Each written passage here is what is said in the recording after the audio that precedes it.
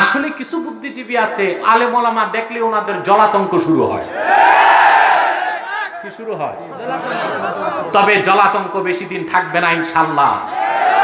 যুবকরা নিরাশ হয়েও না, আল্লাহর পবিত্র সত্তার কসম করে বলছে, আগামীর বাংলাদেশ আল কোরআনের বাংলাদেশ, আগামীর বাংলাদেশ ইসলামের বাংলাদেশ, আগামীর বাংলাদেশ আলেম ওলামার নেতৃত্বের বাংলাদেশ হবে ইনশাআল্লাহ।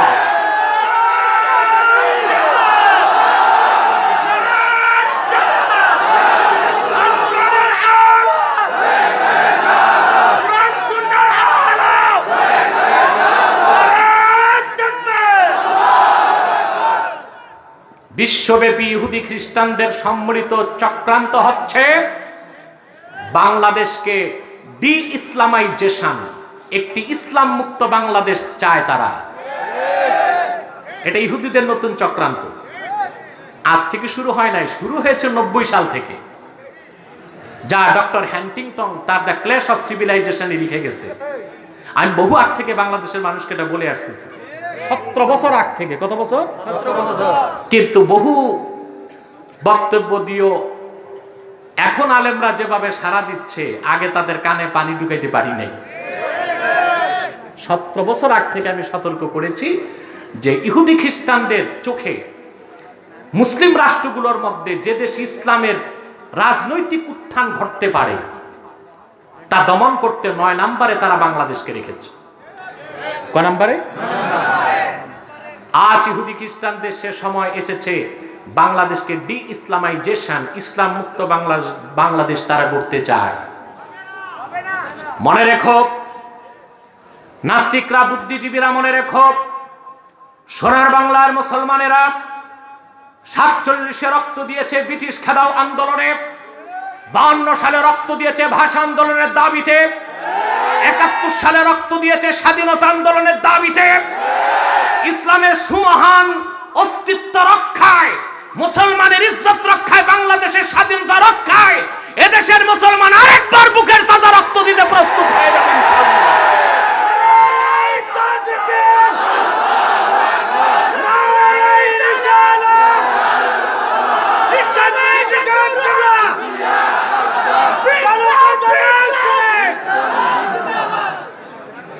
প্রিয় ভাই ও বন্ধুগণ, বসেন। তাহলে তারা চাচ্ছে বাংলাদেশে ওয়াজ মাহফিলগুলো বন্ধ করা যায় কিনা। ওয়াজ মাহফিলের বিরুদ্ধে তারা নিয়মিত স্যাটেলাইট চ্যানেলগুলোতে টক শো করত, এদেশে শিক্ষিত সমাজের মগজ ধোলাই করত। আলহামদুলিল্লাহ, আমাদের 3টি লাইভ শোর পরে নাস্তিক পাড়ায় ভূমিকম্প সৃষ্টি হয়েছে। বাংলাদেশের সমস্ত ওলামায়ে কেরাম মানসিক ঐক্যবদ্ধ হয়ে গেছে। এখন ফিজিক্যাল ঐক্যবদ্ধ বাকি আছে, সেটা সময়ের ব্যাপার ইনশাআল্লাহ। ঠিক কিনা বলে? প্রিয় ভাই বন্ধুগণ, তারা এখন কথা উঠাচ্ছে সরকার কুচকানি দিচ্ছে, ওয়াজ মাহফিল কেন করতে দেন? দরকার কি? এই যে আমরা ওয়াজ মাহফিল করি তাতে কার লাভ? সরকারের লাভ। সুবহানাল্লাহ। কার লাভ? কোরআনের মাহফিল যখন হয়, ব্যক্তির কল্যাণ, সমাজ কল্যাণ, রাষ্ট্রের কল্যাণ বাড়তে থাকে। সুবহানাল্লাহ। বাড়তেই থাকে। যত বেশি হয় মাহফিল, এই 3টা কল্যাণ বাড়তে থাকে। ঠিক কিনা? প্রথমে ব্যক্তির কল্যাণ হয়। কোরআন কারীমকে কেন্দ্র করে মানুষ যখন বসে, যতক্ষণ বসে তাদের ঈমান বাড়তে থাকে। এটা আমার কথা নয়, ইমামে বুখারী রাহমাতুল্লাহি আলাইহি সহিহ বুখারী কিতাবুল ঈমানের মধ্যে তারজামাতুল বাবে একটা ইবারত এনেছেন। রাসূলুল্লাহর প্রিয় সাহাবী মুআজ বিন জাবাল রাদিয়াল্লাহু তাআলা আনহু তার ছাত্র আসওয়াদ বিন হেলালকে ডাক দিয়ে বললেন, ইজলিস বিনা নুমিন সাআতান, আসো আমরা একটু বসি, কোরআন হাদিস তেলাওয়াত করি, শুনি এবং শোনাই, ঈমানটাকে বাড়াই। পিছনের ভাইরা সুবহানাল্লাহ বললেন না?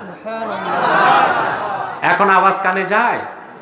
পিছনের ভাইদের একটু হাতটা উঠান, আওয়াজ পাওয়া যাচ্ছে? আলহামদুলিল্লাহ, হাত নামান। প্রিয় ভাই বন্ধুগণ, মুআজ বিন জাবাল রাদিয়াল্লাহু তাআলা আনহু আসওয়াদ বিন হেলালকে বললেন, ইজলিস বিনা নুমিন সাআতান, আসো একটু বসি, আমরা কোরআন হাদিস শুনি আর শুনাই, ঈমানটারে বাড়াই। তাহলে কোরআন হাদিস শুনলে শোনালে ঈমান বাড়ে কিনা বলেন? আমাদের ঈমান কি বাড়তেছে? এই কাজ হয় কোথায় বেশি? মাহফিলে। সুবহানাল্লাহ। কোথায় হয়? মাহফিলে হয়, ঠিক কিনা? আমরা যতক্ষণ বসে আছি আমাদের ঈমানটা বাড়তেছে। সুবহানাল্লাহ। এ হলো ব্যক্তির কল্যাণ। সমাজ কল্যাণে কি হয়? আমাদের দেশের যুবকরা এখন দেখবেন বাংলাদেশে সামাজিক 4টা বেধি বেড়ে গেছে। কয়টা? 1, কিশোর গ্যাং। নাবালেগ বাচ্চারা ছিনতাই করতেছে, এলাকায় দাদাগিরি করতেছে, গ্রামে নাই, ঢাকাতে বেশি। আমরা আইন করেছি নাবালেগের বিয়েও বৈধ, কিন্তু অস্ত্র হাতে তারা মাস্তানি করতেছে, এটা এখন বৈধ হয়ে গেছে, ঠিক কিনা? বাংলাদেশে আরেকটি সামাজিক সমস্যা হচ্ছে নেশা। নেশা তো একের পর এক আসতেছে। হেরোইন, চরস, গাঁজা, আফিম, ভাং, ইয়াবা, এরপর আসবে বাবা। এরপর কি আসবে? এই নেশা থেকে যুবকদের বিরত রাখা সম্ভব হচ্ছে না। 3 নাম্বার আরেকটা বড় ব্যাধি হলো দুর্নীতি, ঠিক কিনা? টপ টু বাটাম, আগা থেকে গোড়া, মেয়র থেকে ঝাড়ুদার, সব জায়গায় দুর্নীতির বিষ বাষ্প লেগে গেছে। 4 নাম্বার গণধর্ষণ, ঠিক কিনা? কেন বাড়ছে? ওই যুবকরা এই কাজগুলো করছে যাদের কাছে আল্লাহ দ্বীনের বুঝ নাই, জ্ঞান নাই। সেজন্য বাংলাদেশে কোরআনের মাহফিল যত বাড়বে, যুবকদের নৈতিক চরিত্রের পরিবর্তন আসবে, আল্লাহর ভয় তাদের অন্তরে ঢুকবে, পরকালের বোধ বিশ্বাস জাগবে, আল্লাহর কাছে জবাবদিহিতার একটা বিষয় তাদের মধ্যে থাকবে। তখন গুনার কাজ করলেও গণধর্ষণ হবে না, দুর্নীতি হবে না, নেশা হবে না, ঠিক কিনা বলেন? তাহলে মাহফিল যত বাড়বে, ব্যক্তির কল্যাণ সাথে সমাজ কল্যাণ। সুবহানাল্লাহ বলবেন। 3 নাম্বার কি? রাষ্ট্রের কল্যাণ। 3 নাম্বার কি? রাষ্ট্রের কল্যাণ। রাষ্ট্রের কল্যাণটা কি হয়? সুবহানাল্লাহ। বাংলাদেশ একটা গরিব দেশ, যদিও আমরা বলতেছি আমরা ধনী হয়ে গেছি ইতিমধ্যে, এখন আমাদের ডুলির তলা পুরা বন্ধ হয় নাই, আমরা উন্নয়ন করছি, এটা সত্য। এখনো তো গরিব, কথা বলেন। প্রতিদিন দেখা যাচ্ছে ব্রিটেনে করোনায় 1700 লোক মারা যাচ্ছে, আর যুক্তরাষ্ট্রে প্রতিদিন 4000 মানুষ মারা যাচ্ছে। বাংলাদেশে একটি বছর পার হয়ে গেছে, 10,000 মানুষ আজ পর্যন্ত মরে না। এটা কি ছাতার ভ্যাকসিন দিয়া, ডাক্তারি দিয়ে, চিকিৎসা দিয়া? বাংলাদেশের চিকিৎসা সেবা কোথায় আছে জানেন? 3rd ওয়ার্ল্ডের 3rd নাম্বারে। কোথায়? 3rd ওয়ার্ল্ডের 3rd নাম্বারে। কথা বুঝতে পারছেন? আগে একটা প্রবাদ ছিল, the patient has been died before came doctor, এখন আফটার কেম ডক্টর। আগে ডাক্তার আসার আগে রুগী মরতো, এখন ডাক্তার আসার পরে রুগী মরে, ঠিক কিনা? এই হচ্ছে আমাদের চিকিৎসা সেবা। তা আমরা বেঁচে গেলাম কিভাবে? তার একটা কারণ বলে দিচ্ছি। কোরআন কারীমে আল্লাহ তাআলা বলেন, ওয়ালাউ আন্না আহলাল কুরা আমানু ওয়াত্তাকাউ লাফাতাহনা বারাকাতিম মিনাস সামাই ওয়াল আরদ। যদি জনপদের মানুষগুলো, আল্লাহ বলেন, ঈমান আনতো এবং তওবা করত, আমি আকাশ ও জমিনের সব বরকতের দরজা তাদের জন্য খুলে দিতাম। তাহলে যেই জনপদে ঈমান আছে মানুষের মধ্যে আর তওবা আছে, ওই জনপদে আল্লাহ বরকত আর রহমত ঢালতে থাকেন। মাহফিলে ঈমান বাড়ে, মুনাজাতে তওবা হয়। সুবহানাল্লাহ। আপনাদের পীর সাহেব শাহ সুফি ইয়াকুব আলী সাহাব, ওনার বড় একটা গুণ, মুনাজাতে হাত তুললে মানুষের পাথরের হৃদয়টাও গলে যায়। এটা কি চাক্ষুষ দেখছেন না আপনারা? কথা বলে না? এই যে আধা ঘন্টা 1 ঘন্টা মানুষগুলো কান্না করে শিশু বাচ্চার মতো আল্লাহর কাছে, গুনাহ থাকতে পারে না তো, যত বড় গুনাহগার হোক নিষ্পাপ হয়ে বাড়ি যায়। সুবহানাল্লাহ বলো। এটা হয় মাহফিল। কোথায় হয়? কোরআন শুনলে ঈমান বাড়ে, মুনাজাত করলে তওবা হয়। সেই কারণেই বাংলাদেশে আল্লাহর রহমত আছে, বরকত আছে। সেজন্যই করোনার মহামারী থেকে আল্লাহ পাক বাংলাদেশকে রক্ষা করেছেন, ঠিক কিনা বলেন? সেজন্য আমি প্রশাসনকে স্বনির্বন্ধন অনুরোধ করব, বাংলাদেশের সমস্ত মাহফিলগুলোর অনুমতি দিয়ে দেওয়া হোক, সিনেমা হলগুলো বন্ধ করে দেওয়া হোক, নাইট ক্লাবগুলো বন্ধ করে দেওয়া হোক, মদের বারগুলো বন্ধ করে দেওয়া হোক, সমস্ত আলিয়া মাদ্রাসা খুলে দেওয়া হোক, মাহফিলগুলোর অনুমতি দেওয়া হোক। রহমত ও বরকতের বৃষ্টি সোনার বাংলায় বর্ষিত হবে ইনশাআল্লাহ, ঠিক কিনা বলে? মাহফিল দরকার আছে না? না, কম না বেশি? আল্লাহ কবুল করুন, আল্লাহ পাবে। ধন্যবাদ জ্ঞাপন করছি আপনাদের সংসদ সদস্য ইউসুফ আব্দুল্লাহ হারুন সাহেবের, যিনি মাহফিলটি হওয়ার পক্ষে সর্বোচ্চ নৈতিক সমর্থন দিয়েছেন। আলহামদুলিল্লাহ বলে। দোয়া করছি থানা ভারপ্রাপ্ত কর্মকর্তা এবং তার সহযোগীদের জন্য, যারা মাহফিলটি এত বড় মাহফিল করার সুযোগ করে দিয়েছে। দোয়া করি আল্লাহ পাক তাদেরকে কোরআনের পক্ষের কর্মী বানায় দেয়, তাদের অন্তরে কোরআনের নূরকে প্রজ্বলিত করে দেয়। ভূমিকায় কথাগুলো জরুরি ছিল, বলে ফেললাম। এবার মূল আলোচনায় প্রবেশ করছি। আমার সঙ্গে আপনারা পড়ুন, যেন প্রতিটি অক্ষরে নূর আমাদের সিনায় উদ্ভাসিত হয়ে যায়। একটা কাজ বাকি রাখছি, আজকে ভুলে গেছিলাম আমি। আপনারা যারা আসছেন খুশি না বেজার? বেশি না কম? আমরা সবাই খুশি, কিন্তু বেজার শুধু শয়তান। বেজার কে?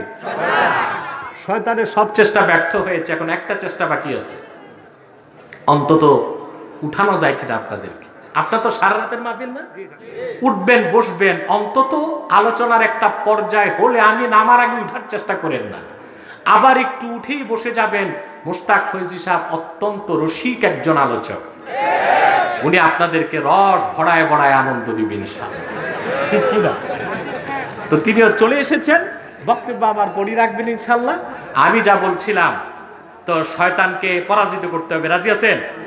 আমরা নিয়ত করছি কিছুক্ষণ পরে আজকের মুনাজাত করে গুনাহ মাফ করে নিষ্পাপ বেহেশতি আল্লাহওয়ালা হয়ে বাড়ি যেতে চাই। কারা কারা হাত তুলে আল্লাহ তাআলাকে দেখায়?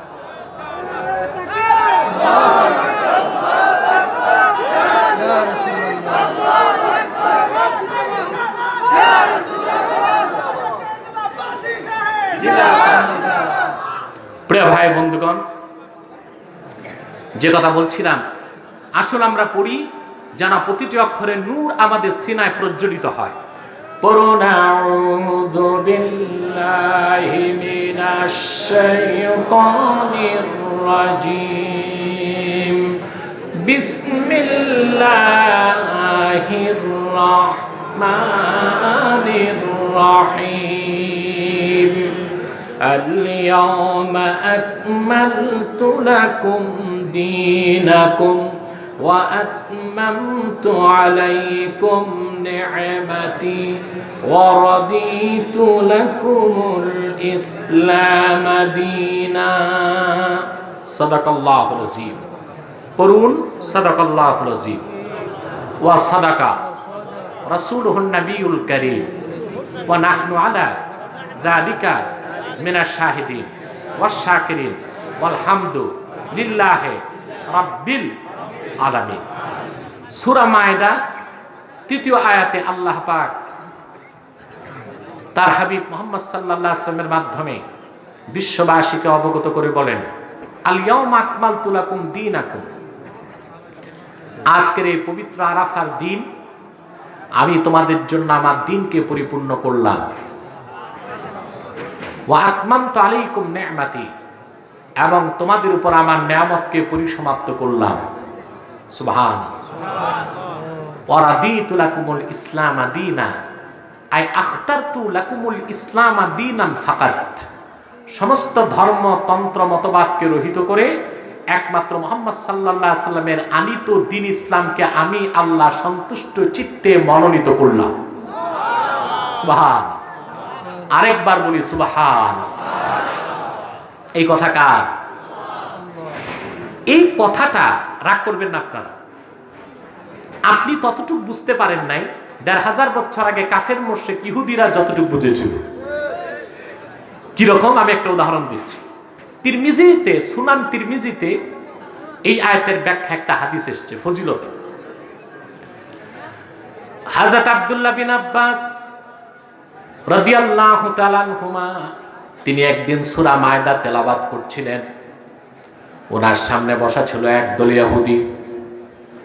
মদিনাতুল মুনাওয়ারাতে ইহুদিদের মধ্যে সবচেয়ে বড় আলেম ছিল কাবুল আহবার। হযরত ওমরের যুগে তিনি মুসলমান হয়েছিলেন। হযরত ইবনে আব্বাস সূরা মায়দার ৩য় আয়াতে যখন পৌঁছলেন, যে আয়াতটি আমি ব্যাখ্যা করতে যাচ্ছি, এমন সময় কাবুল আহবার ইহুদিদের সবচেয়ে বড় আলেম বসার থেকে দাঁড়ায় গেল। সে চিৎকার দিয়ে বলল, লাউ নাযালাত হাযিহিল আয়াতু আলাইনা লাত্তাখাযনা যালিকাল ইয়াওমা ঈদা। সে বলল, ইবনে আব্বাস, আল্লাহর কোরআনে এত সুন্দর আয়াত আছে, আগে কোনোদিন শুনি নাই। এরকম একটি আয়াত যদি আমাদের নবী মুসার উপর তাওরাতে নাজিল হতো, খুশির আতিশয্যে আয়াত নাজিলের দিনটাকে আমরা ঈদের দিন বানায় ফেলতাম।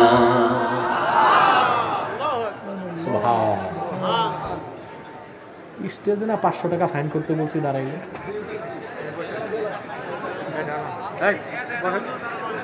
সবাই বসেছে, সবাই বসেছে। মানে ওনারা টাকা দিতেও প্রস্তুত আছে, তাও দাঁড়ায় থাকবে। ওনাদের কোমরের হাড্ডি আর হাঁটুর স্প্রিং খুব শক্ত, ঠিক কিনা? প্রিয় ভাই বন্ধুগণ, কথা খেয়াল করতেছেন? ইহুদিদের সেরা আলেম কাবুল আহবার, সে দাঁড়িয়ে বলল, ইবনে আব্বাস, এইরকম একটি আয়াত যদি মুসা নবীর উপর নাজিল হতো, আয়াত নাজিলের দিনটাকে ঈদের দিন বানাইতাম। তাহলে এই আয়াতের অর্থ আমরা মুসলমান ততটুকু বুঝি নাই, ১,৫০০ বছর আগে ইহুদিরা যতটুকু বুঝেছিল, ঠিক কিনা বলে?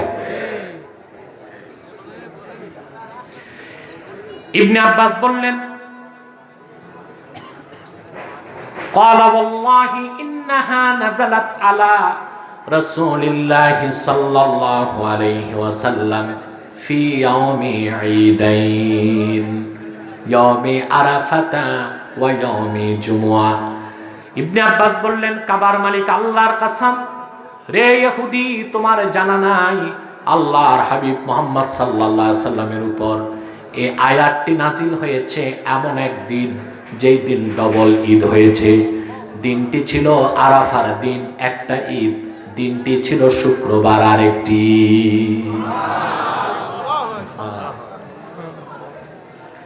ইমাম খাজেন তাফসীর খাজেনে লেখেন এই আয়াতের ব্যাখ্যায়, বিদায় হজ্জে রাসূল করিম সাল্লাল্লাহু আলাইহি ওয়াসাল্লাম যখন আরাফাতে উপস্থিত হলেন, রাসূলুল্লাহ সাল্লাল্লাহু আলাইহি ওয়াসাল্লামের সামনে ১,২৪,০০০, আর কেউ বলেছেন ১,৪০,০০০ সাহাবী দাঁড়াইছিলেন। জোরে বলেন না ভাই, সুবহানাল্লাহ। মাইকটা আগের মতো নেই, আগে খুব সুন্দর ছিল। মাইকম্যান, মাইকের আওয়াজটা আগে খুব সুন্দর ছিল, তোমার মাইকে কি করোনা ধরলো নাকি? আল্লাহ মাফ করুক, বলেন নাউযুবিল্লাহ। মাইকটা আগে ভালোই চলছে, মনে হয় মাইকটা ডিস্টার্ব সন্ধ্যা থেকে নাকি? না, ভালো ছিল, ভালোই ছিল, এখনো ভালো থাকে, এটা আমি চাই।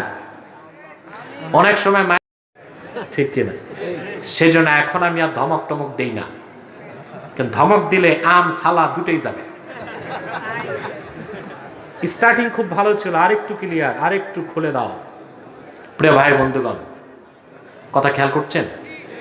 এই আয়াত, যে আয়াতের ব্যাখ্যা শুনছি, আয়াতটি নাজিল হয়েছে এমন একদিন যেদিন ডবল ঈদ হয়েছে। সুবহানাল্লাহ বলবেন। ইমামে খাজেন লেখেন, রাসূলুল্লাহ যখন বিদায় হজ্জে আসলেন আরাফাতে, ১,২৪,০০০, কারো মতে ১,৪০,০০০ সাহাবী দাঁড়িয়ে আছেন। এমন সময় আসর নামাজের শেষ সময়, মাগরিব নামাজের আগে, আমার নূর নবী দুনিয়ার থেকে বিদায় নেবার মাত্র ৮১ দিন আগে। কতদিন আগে? ইমাম খাজেন তাফসীর খাজেনে লিখেছেন জিবরিল চলে আসলেন, সূরা মায়দা 3 নম্বর আয়াত নাজিল হয়ে গেল, আল ইয়াউমা আকমালতু লাকুম দীনাকুম ওয়া আতমামতু আলাইকুম নি'মাতি ওয়া রাদিতু লাকুমুল ইসলাম দীনা। আল্লাহ পাক ডাক দিয়ে বললেন, জগৎবাসী, বিশ্ববাসী শোনো। সাহাবায়ে কেরামকে সাক্ষী করে আল্লাহ বললেন, আজকের এই পবিত্র আরাফার দিন, জুমার দিন, আমি আল্লাহ আমার রাসূল মুহাম্মদ সাল্লাল্লাহু আলাইহি ওয়াসাল্লামের 23 বছরের দাওয়াত ও মেহনত, আমার নূর নবীর রক্ত ঝরা দিন ইসলামকে পরিপূর্ণ করে দিলাম। ওয়া আতমামতু আলাইকুম নি'মাতি, আর তোমাদের উপর আমার নেয়ামতকে পরিসমাপ্ত করলাম। মাঝে মধ্যে অসমাপ্ত কাজ পরিপূর্ণ করতে হয়, ঠিক কিনা? আল্লাহ ইসলামে কি বললেন? পরিপূর্ণ করছি, পরিসমাপ্তও করছি। কিয়ামত তক দিন ইসলাম একমাত্র জীবন বিধান, বলেন সুবহানাল্লাহ। ওয়া রাদিতু লাকুমুল ইসলাম দীনা, এই আয়াতের ব্যাখ্যায় তানবীরুল মিকবাস মিন তাফসির ইবনে আব্বাসে, আব্দুল্লাহ বিন আব্বাসের তাফসীর এসেছে, তিনি লিখেন, আই আখতারতু লাকুমুল ইসলাম দীনান ফাকাত, একমাত্র আমি আল্লাহ বাঁচার জন্য, পরকালে মুক্তির জন্য, দুনিয়ার কল্যাণের জন্য দিন ইসলামকে মনোনীত করলাম। এই অংশের মাধ্যমে আল্লাহ পাক সমস্ত আদিয়ানকে, পূর্ববর্তী দিনগুলোকে, পরবর্তী মিথ্যা বিকৃত, মিথ্যা আশ্রিত দিনগুলোকে বাতিল ও রহিত করে দিলেন। একমাত্র ইসলামকে আল্লাহ পাক স্বীকৃতি দিলেন, মনোনীত করলেন, বলেন সুবহানাল্লাহ। ঠিক কিনা? এখন আসেন, মূল ব্যাখ্যা কোথায় যাব আমরা? আল্লাহ দিনকে পরিপূর্ণ করেছেন, কোনটা? কথা বলে না, ইসলামকে। দিন ইসলামকে পরিপূর্ণ করছেন। দিন কাকে বলে এটা বুঝতে হবে, ঠিক কিনা? আমরা বুঝি না। দাদার নাম নুরুল ইসলাম, বাবার নাম সাইফুল ইসলাম, আপনার নাম দিন ইসলাম, এই তো দিন চিনছেন, ঠিক কিনা? কথা বলেন না, বিষয়টা এমন না। দিন কাকে বলে ব্যাখ্যাটা আমি দিচ্ছি। আমরা যে সারা রাত পার করে মাহফিলে আসি, কিছু নিয়ে যেতে হবে বাড়িতে, ঠিক কিনা? আমরা নিয়ে যাই না কিছু।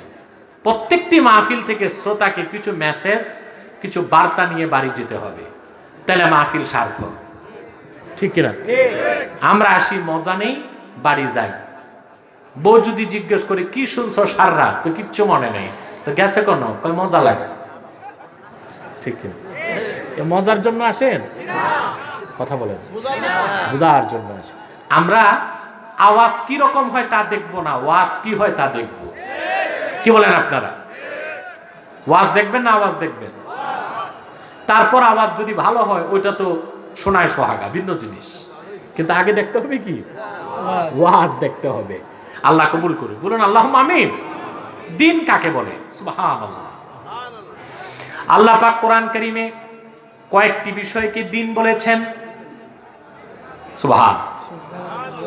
আল্লাহ পাক কিয়ামতের দিনকে দিন বলেছেন। আল্লাহ পাক বলেন মালিক ইয়াউমিদ্দিন, আইয়াউমিল জাযা, যে কিয়ামতের দিন আল্লাহ পাক পুরস্কার দিবেন, তিরস্কার করবেন, ওই দিনটাকে আল্লাহ পাক ইয়াউমিদ্দিন বলেছেন, ঠিক কিনা বলেন? ঈমানকে আল্লাহ দিন বলেছেন।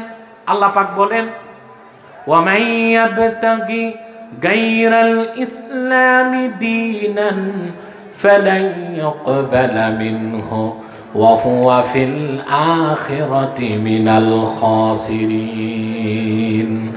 যে ব্যক্তি মুহাম্মদ সাল্লাল্লাহু আলাইহি সাল্লামের উপর ঈমান আনয়ন করবে না, তার কোনো আমল আল্লাহ পাক কবুল করবেন না, বরং কাল কিয়ামতের দিন সে ক্ষতিগ্রস্তদের কাতারে শামিল হয়ে যাবে। এখানে আল্লাহ পাক দিন বলতে বলেছেন জীবন বিধান। সুবহানাল্লাহ বলেন। কি বলছেন? দিন অর্থ ধর্ম না। ইসলামের ক্ষেত্রে দিন অর্থ ধর্ম না, দিন অর্থ হচ্ছে জীবন বিধান। সুবহানাল্লাহ বলেন। দাস্তুরে নিজাম, দাস্তুরে নিজাম, আপনার ব্যক্তি জীবন, আপনার সমাজ জীবন, আপনার রাষ্ট্র জীবন, আপনার ইহকালের কল্যাণ, পরকালের মুক্তি যেই বিধান নিশ্চিত করে দিবে তার নাম দিন ইসলাম, ইসলামী জীবন বিধান। ঠিক কিনা? আমাকে এক বুদ্ধিজীবী প্রশ্ন করেছিল ইসলাম নিয়ে, বুঝলেন? প্রশ্নটা ছিল যে আপনারা যে ইসলামের কথা বলেন, ইসলাম দিয়া দেশ চালাবেন, তো হিন্দুরা যদি হিন্দু ধর্ম দিয়া দেশ চালায় ভারতে, তখন কি করবেন? তা আমি যে জবাব দিছি বুদ্ধিজীবীকে, তা সে স্বপ্ন কল্পনা করে নেই। আলহামদুলিল্লাহ, ওই জবাবটা আজকে প্রাসঙ্গিক আসতেছে সামনে, আমি আপনাদেরকে দিব ইনশাআল্লাহ। প্রশ্নটা আমাদের সবার, ঠিক কিনা?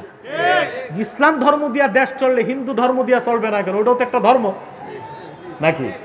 খ্রিস্টান ধর্ম দিয়ে চলবে না কেন? প্রশ্ন আসে, জবাবটা এক্ষুনি আসবে কিছুক্ষণ পরে। তাহলে আল্লাহ তাআলা অনেকগুলো বিষয়কে কোরআনে দ্বীন বলেছেন। কি বলেছেন? জোরে বলেন। এখানে আল্লাহ পাক দ্বীন বলেছেন, জীবন বিধানকে, ইসলামকে দ্বীন বলেছেন। সুবহানাল্লাহ বলেন। আমার ভাইয়েরা, আল্লাহ পাক তার হাবিব মুহাম্মদ সাল্লাল্লাহু আলাইহি সাল্লামের দ্বীন ইসলামকে কত বেশি মর্যাদা দিয়েছেন। অন্য ধর্মগুলোর নাম, জাতির নামে দ্বীনুন নাসারা খ্রিস্টান ধর্ম, দ্বীনুল ইয়াহুদ ইহুদি ধর্ম, দ্বীনুল হানুদ হিন্দু ধর্ম, কিন্তু ইসলামকে দ্বীনুল মুসলিমিন বলা হয় না। ইসলামকে আল্লাহ বলেছেন দ্বীনুল্লাহ। আরে আমি কিছু মরা মানুষ নিয়ে বসছি মনে হয়, কথা বোঝা যায়? ইকোতে ডবল হচ্ছে না তো? পুরাপুরি বোঝা যায়? তাই একটু সারা শব্দ করতে হবে। ঘুমাচ্ছেন না তো? মিথ্যা বলবেন না। কে কে ঘুমান একটু হাত উঠান। আছে কিছু জিএমটিটি, জাতে মাতাল তালে ঠিক আছে, তা তো থাকতেই পারে, ঠিক কিনা? আমার প্রিয় ভাই বন্ধুগণ, আমার বিশ্বাস আপনাদের খুব একটা কষ্ট হচ্ছে না। একটু সারা শব্দ করবেন, একটু আওয়াজ দিবেন, পারবেন তো? কারণ রাত তো গভীরের দিকে যাচ্ছে, সেজন্য আমাদেরকে একটু ভালো মতো বসতে হবে, ঠিক কিনা? যেন আমাদের ঘুম না আসে আর আমাদের কাছে শয়তান না আসে। আল্লাহ পাক মুহাম্মদ সাল্লাল্লাহু আলাইহি ওয়াসাল্লামকে দ্বীনুল্লাহ বললেন, আল্লাহর দ্বীন। অন্য ধর্মের নাম কি?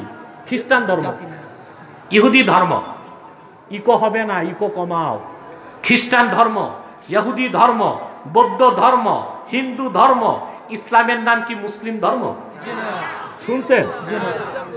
আল্লাহ কি বলেছেন? কোরআন কারীম সাক্ষী, ইযা জাআ নাসরুল্লাহি ওয়াল ফাতহু ওয়া রাআইতান নাসা ইয়াদখুলুনা ফি দীনিল্লাহি আফওয়াজা। ইসলামকে আল্লাহ বলেছেন দ্বীনুল্লাহ।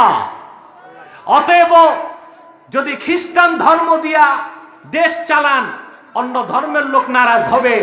বৌদ্ধ ধর্ম দিয়া দেশ চালান, অন্য ধর্মের লোক নারাজ হবে। ইসলাম তো মুসলমানের ধর্ম না, এটা আল্লাহর দ্বীন। আল্লাহর জমিন আল্লাহর দ্বীন দিয়া চালানো হবে। এটাই যৌক্তিক, এটাই নৈতিক, এটাই সায়েন্টিফিক কথা, ঠিক কিনা বলেন? জবাব পাইছেন?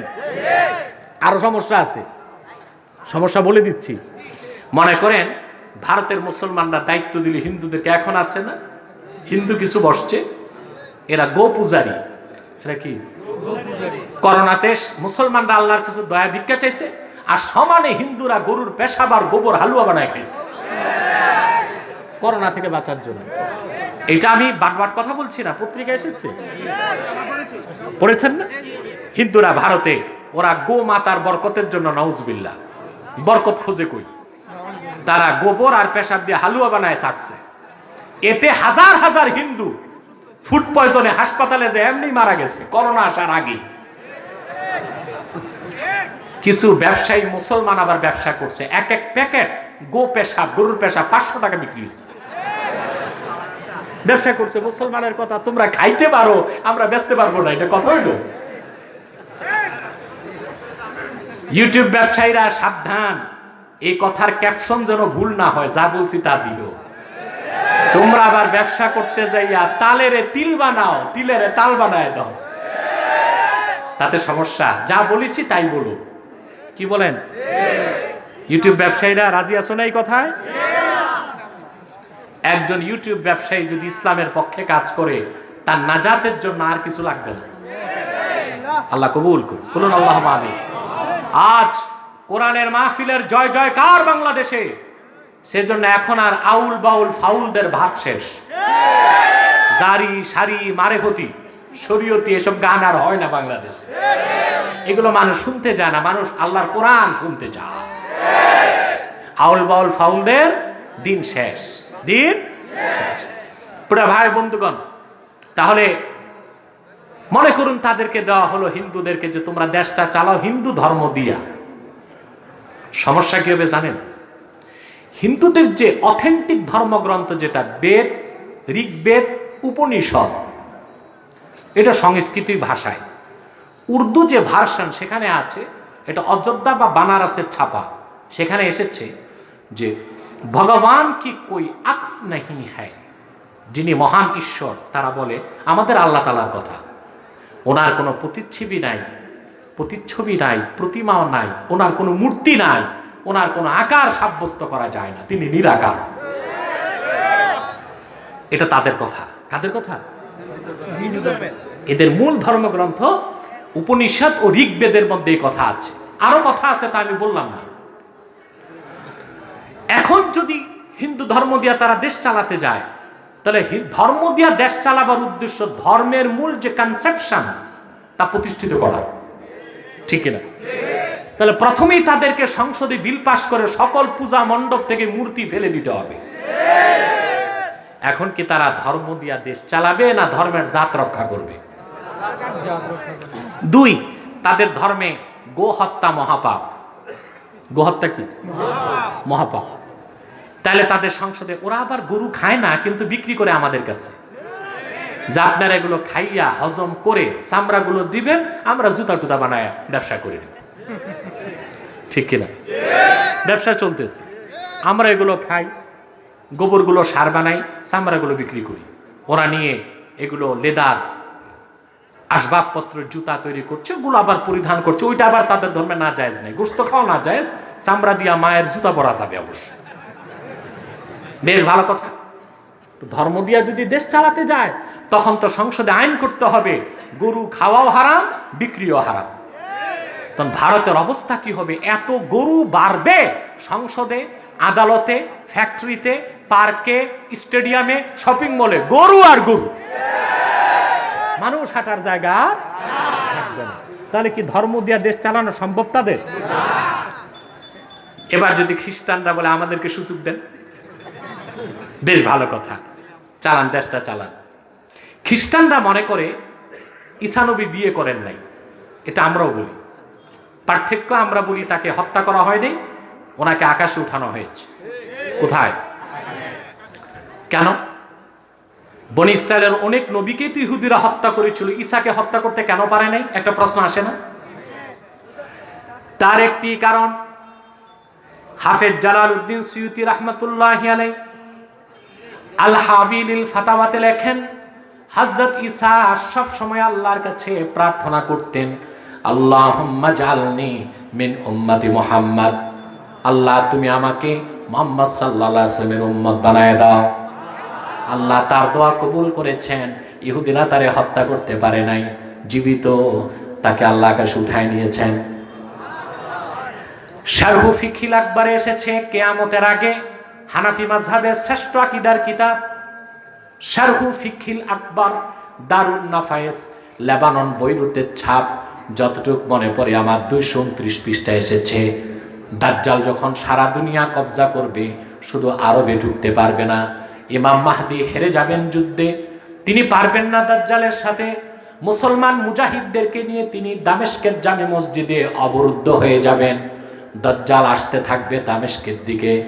এমন সময় দামেস্কের জামে মসজিদের ছাদে পূর্ব পাশের মিনারে আল্লাহ পাক ঈসা নবীকে নামায় দিবেন। আসর নামাজের আজান হয়ে যাবে, একামত হয়ে যাবে। ইমাম মাহদি মেহরাবে দাঁড়ানো থাকবেন। লোকজন বলবে, হুজুর আজানও শেষ, একামতও শেষ, নামাজ পড়ান। তিনি বলবেন না, এই মাত্র আমার কাছে সংবাদ এসেছে, মরিয়ম তো নয়, ঈসা রূহুল্লাহ আকাশ থেকে নেমেছেন, তিনি আসলেই একসঙ্গে জামাত হবে। আমাদের দেশে কিছু বক্তা ভাইরাল হতে ফতুয়া দিচ্ছে, মাহদি আসবে 20 সালে, 21 সালে, 22 সালে, এগুলো বলতেছে। এইসব এরা গাঁজাখুরি বক্তা, এদের কথা বিশ্বাস করবেন না। আমরা 18 সালে শুনছি তারা তারিখ ঘোষণা করছে 20 সালে আসবে, 20 সাল তো চলেই গেল। ওই মাহদি কই? তাদের এসব গাঁজাখুরি মন্তব্যের কারণে আসল মাহদি যখন আসবেন তখন তো মানুষ সন্দেহ পড়ে যাবে, ঠিক কিনা? আর সত্যিকার অর্থেই যে মাহদি আমাদের ভাই দাজ্জালের সাথে যুদ্ধ করবেন, পৃথিবীতে কোরআন সুন্নাহ ভিত্তিক খেলাফত কায়েম করবেন, সেই বিষয়টা মানুষের মধ্যে সন্দেহ চলে আসবে। তোমাদেরকে তারিখ ঘোষণা কে করছে ভাই সাহেব?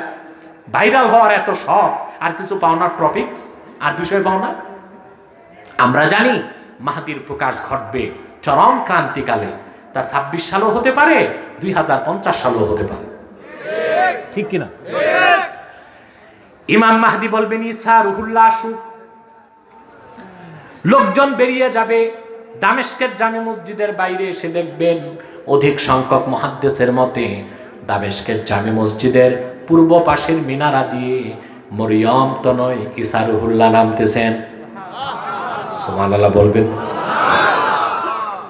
তিনি ভিতরে প্রবেশ করবেন। শারহু ফিকহিল আকবরে এসছে ফায়ুশিরুল মাহদি ইলা ঈসা ইবনে মারইয়ামা বিতাকাদ্দুম। হযরত ইমাম মাহদি ঈসা রুহুল্লাহকে ইশারা করে বলবেন, হুজুর আজান শেষ, ইকামত শেষ, আপনি ইমামতি করলে আমরা আসর নামাজ পড়ব। কিতাব সাক্ষী। হযরত ঈসা রুহুল্লাহ বলবেন, না, এই উম্মতের আমি তো নবী হয়ে আসি নাই, আমি উম্মত হয়ে এসেছি, আর উম্মতের আপনি ইমাম, আপনি নামাজ পড়াবেন, আমি নামাজ পড়ব।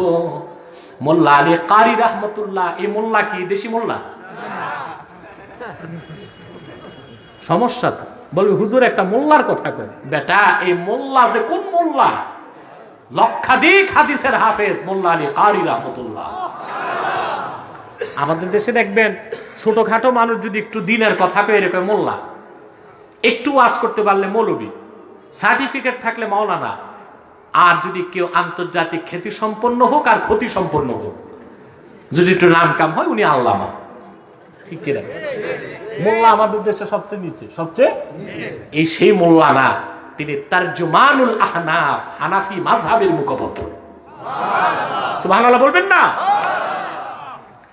হযরত মোল্লা আলী কারি ইমাম আজমের আকীদার কিতাব আল ওয়াসিয়ার ব্যাখ্যাতে লিখেন, মাহদি কেন নামাজ পড়াবেন, ঈসা কেন পড়াবেন না? তিনি জবাব লিখেছেন, ফায়াক্তাদি বিহি লিয়াজহারা মুতাবিআতা নাবিয়িনা মুহাম্মদ সাল্লাল্লাহু আলাইহি ওয়াসাল্লাম। ঈসা রুহুল্লাহ নামাজ পড়াবেন না, ইমাম হবেন না, মুক্তাদি হবেন বিশ্ববাসীকে এই কথার বার্তা দেবার জন্য। আমি মরিয়ম পুত্র ঈসা নবী হিসেবে এখন আসি নাই, মুহাম্মদ সাল্লাল্লাহু আলাইহি ওয়াসাল্লামের উম্মত হয়ে এসেছি।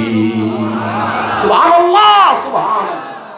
মুসলমান নবীরা দরখাস্ত করে উম্মত হতে পারে নাই, ঈসা নবী দরখাস্ত করে উম্মত, তুমি আমি বিনা দরখাস্তে রাসূলুল্লাহর উম্মত। এই জন্যই তো ঈমানের দাম নাই তোমার আমার কাছে, 10 টাকায় বিক্রি করি। নেতার চেহারা মুবারক দেখে দলের পথ ঠিক রাখতে যে, দুনিয়ার ধান্দাবাজি ঠিক রাখতে দে, যে দিন ইসলামের বিরোধিতা করো তোমরা শুধুমাত্র ঈমানের মর্যাদা মূল্য না বুঝার কারণে, ঠিক কিনা? ঈমানের দামটা বুঝো না। আমার ভাইয়েরা, যে কথা বলছিলাম, খ্রিস্টানদের সঙ্গে আমাদের পার্থক্য, তারা বলে অনেক পার্থক্য আছে, তাদের অসংখ্য কুফর, অসংখ্য শিরক। তার মধ্যে একটি হচ্ছে তারা ক্রুসিফিকেশন বিশ্বাস করে, ঈসাকে ক্রুশবিদ্ধ করে হত্যা করা হয়েছে। আমরা বলি না, তিনি আকাশে আছেন, ঠিক কিনা বলেন? তবে আমরাও একমত, তারাও একমত, তিনি বিয়ে করেন নাই। এখন খ্রিস্টানরা যদি দেশ চালায় ঈসা নবীর আদর্শ দিয়া, প্রথমেই তো সংসদে বিল পাস করতে হবে, দেশে আর কেউ বিয়ে শাদী করতে পারবে না। কথা বলেন। বিয়ে শাদী যদি বন্ধ হয় তো দুইটার একটা হবে, হয় বদমাশি করতে হবে বিয়ে ছাড়া, নতুবা অস্তিত্ব হারাবে। অস্তিত্ব হারাতে হারাতে এক সময় দেশ হারাবে। কারণ একটি রাষ্ট্র কিভাবে হয়? একটি নির্ধারিত ভূখণ্ড এবং সেই ভূখণ্ডে একটি নির্ধারিত ভাষা ও সংস্কৃতির জাতি থাকলে তার নাম রাষ্ট্র। জাতি আছে, মাটি আছে, দেশ না। মাটি আছে, জাতি নাই, ওটাও দেশ না। তো খ্রিস্টানরা যদি ধর্ম দিয়া দেশ চালায়, তারা রাষ্ট্রীয় অস্তিত্বে হারায় ফেলবে, ঠিক কিনা বল? হিন্দু গেল, খ্রিস্টান গেল, আগে ইহুদি আসেন। ইহুদিরা নবী মানে দুইজনকে, একজন মুসা আলাইহিস সালামকে। তিনি বিয়ে করেছেন 4টা। কয়টা? কোন কোন রেওয়ায়েতে এসেছে। তবে আমরা জানি ওনার শ্বশুর ছিল শোয়েব আলাইহিস সালাম। বিয়ের পর তিনি শ্বশুর বাড়িতে 8 বছর ছিলেন। আল্লাহর নবীর সামনে আমরা অন্য কোনো শব্দ ব্যবহার করব না। আর আমরা যদি শ্বশুর বাড়ি থাকি 8 বছর, আমাদের নাম কি হয়? আবার অনেকে নিজে যে ঘর জামাই তা বলতো আনন্দ পায়। বুঝেন নাই? সব কথা তো আমি আর বলতে পারি না, আপনারা সব দেখছেন, সব জানেন, কিছুটা বুঝেও নিয়েন। হ্যাঁ, নারীর অধিকার চাও মিয়া, ঘর জামাই হইয়া শ্বশুরের সম্পদ ভোগ করো, এর চেয়ে বড় নারী নির্যাতন আর কি হতে পারে? তো মুসা আলাইহিস সালাম নবী, শ্বশুরও নবী, বিষয়টাই ভিন্ন। আমাদের দেশে ঘর জামাইরে মূল্য দেয় না মানুষ, দেয়। গোয়াল ঘরের বলদ আর ঘর জামাই সমান সমান মনে করে। আপনারা কেউ যদি ঘর জামাই থাকেন, রাগ করেন না, থাকতেও পারে, ঠিক কিনা?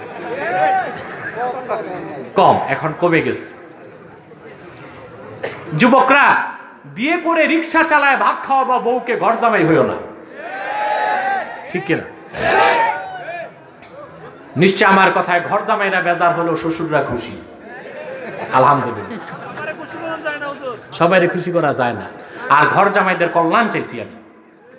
এখন যদি তারা ইহুদিরা মুসা নবীর আদর্শে দেশ চালায়, প্রত্যেককে বিয়ে করে শ্বশুর বাড়িতে 8 বছর থাকতে হবে, সামাজিক বন্ধনটাই তো নষ্ট হয়ে যাবে। কথা বলেন, থাকবে? ইহুদিরা আরেকজনকে নবী মানে, তিনি হযরত দাউদ, যাকে ওল্ড টেস্টামেন্টে বলা হয়েছে কিং ডেভিড, রাজা দাউদ। হযরত দাউদের ব্যাপারে কোরআনে এসেছে তিনি 100 বিয়ে করেছেন, আর তাদের বাইবেলে এসেছে যেটা মিথ্যা, 390টা বিয়ে করছে। ওরা তো আমাদের কোরআনেরটা মানবে না, বাইবেল একটা মানলো। প্রত্যেক ইহুদিকে রাষ্ট্রীয়ভাবে ইহুদি ধর্ম পালন করতে গেলে নবীর আদর্শ মেনে 390টা করে বিয়ে করতে হবে। আসেন বৌদ্ধ ধর্মের 3টা কনসেপ্ট, তার একটি হলো জীব হত্যা মহাপাপ। তাহলে বৌদ্ধ ধর্ম দিয়া দেশ চালালে কোনো খুনিকে আর ফাঁসি দেওয়া যাবে না, চোরকে শাস্তি দেওয়া যাবে না, ঠিক কিনা বলে? সন্ত্রাসীদের ক্রস ফায়ার দেওয়া যাবে না, জীব হত্যা মহাপাপ। কথা বলে না? মশা মারা যাবে না, মশা একটা জীব। ভ্যাকসিন দেওয়া যাবে না, এই যে ভাইরাস, এটা একটা জীব। বর্তমান বিজ্ঞান বলে গাছপালা লতা পাতা সব জীব। তা ধর্ম দিয়া দেশ একটা শ্মশান বানাতে হবে। একমাত্র মানুষের রাষ্ট্রের সমাধান করে দিতে পারে আল্লাহর কোরআন। সেজন্য কোন ধর্ম দিয়া দেশ চালানো যাবে না, রাষ্ট্র চালাবার একমাত্র ক্ষমতা রাখে রাসূলুল্লাহ শরীয়ত দ্বীন ইসলাম। আর দ্বিতীয় কারণ, অন্য ধর্ম হচ্ছে সাম্প্রদায়িক, ইসলাম হচ্ছে অসাম্প্রদায়িক। এই দ্বীনের নাম দ্বীনুল্লাহ। আল্লাহর জমিনে আল্লাহর দ্বীন কায়েম করবে, এটাই যৌক্তিক, নৈতিক, বৈজ্ঞানিক কথা, ঠিক কিনা বলে? আমার ভাইয়েরা, আপনাদের কষ্ট হচ্ছে? কোরআনের তাফসীর বুঝতেছেন না? আমিও কিন্তু গল্প গুজব জানি। ঠাকুরমার ঝুলি আমি ছাত্র জীবন অনেক পড়ছি। উপন্যাস, গল্প, কৌতুক, কমেডি, কোনটা শুনবেন? জোকাররা যা করে সব আমি পারি, কিন্তু ওয়াজ মাহফিলে তা করাকে আমি অশোভনীয় মনে করি, ঠিক কিনা? আমাকে এক বুদ্ধিজীবী একটা টিভি চ্যানেল গেছিল আমার কাছে, বুঝলেন, যে আমাকে উস্কানি দেয় বিভিন্ন বক্তার ব্যাপারে। হুজুর, এই যে বক্তারা আজে বাজে কথা বলে, খারাপ অঙ্গভঙ্গি করে, এগুলো কি বলেন আপনি? আমি বলি, বক্তা 2 মিনিটে এই কাজ করছে, সেটা ইউটিউবওয়ালারা প্রচার করে। বাকি 1 ঘন্টা 40 মিনিট ভালো কথা বলছে, ওইটা তো প্রচার করে না। বক্তার দোষ না, এটা মিডিয়ার দোষ। যে বক্তা কমেডি করছে, কৌতুক করছে, একটু মানুষকে হাসি তামাশা করাচ্ছে, উনি কিন্তু 2 ঘন্টা আলোচনার 1.5 ঘন্টাই ওয়াজ করছে। ইউটিউবওয়ালা সেইটা প্রচার করে না, করে কোনটা? ওই যেটা একটু মজা দেওয়া যায়, ফান করা যায়, হাসির খোরাক আছে, ওইটা 2 মিনিট কেটে সুবিধা মতো প্রচার করে, এতে তার টাকা উঠে, ইউটিউবে চ্যানেলে টাকা উঠতে থাকে। কথা বুঝতে পারছেন? আমি বলেছি, প্রত্যেক আলোচক আল্লাহ দ্বীনের পক্ষে কাজ করে যাচ্ছে, কেউ বেশি কেউ কম, ঠিক কিনা বলে? দোষ বক্তার না, দোষ মিডিয়ার।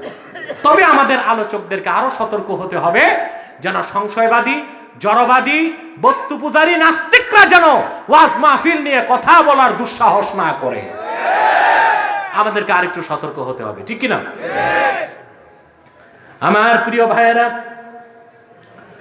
আল্লাহ রাব্বুল আলামিন, আর 15 মিনিট, কষ্ট হবে না তো আপনাদের? আর মাত্র 15 মিনিট ইনশাআল্লাহ রাখেন। আজকে আমি অসুস্থ, আমি যে এতক্ষণ চলতে পারবো তা আমার বিশ্বাস ছিল না। এটা আল্লাহর কোরআনের বরকত, আলহামদুলিল্লাহ। আমার ভাইয়েরা, দ্বীন ইসলামকে আল্লাহ রাব্বুল আলামিন শুধু দ্বীনুল্লাহ বলেন নাই, আল্লাহ পাক রাসূলুল্লাহ দ্বীনকে বলেছেন নূরুল্লাহ। আল্লাহ নূর বলেন, সুবহানাল্লাহ। এই যে 15 মিনিট শুনে বুড়া মানুষ দাঁড়ায় গেছে।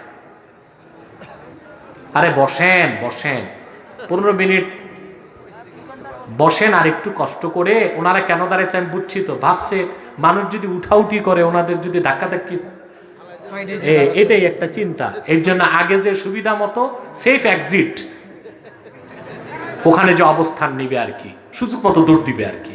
নতুবা আপনার তো ধাক্কা দিয়ে ওনাদেরকে ভর্তা বানাই দেবেন, এই চিন্তা ওনাদের। আমি বুঝতে পারছি বুড়া মানুষের সমস্যাটা কোথায়। প্রিয় ভাইয়েরা, কথা খেয়াল করেন, এদিক তাকান, এদিক তাকান।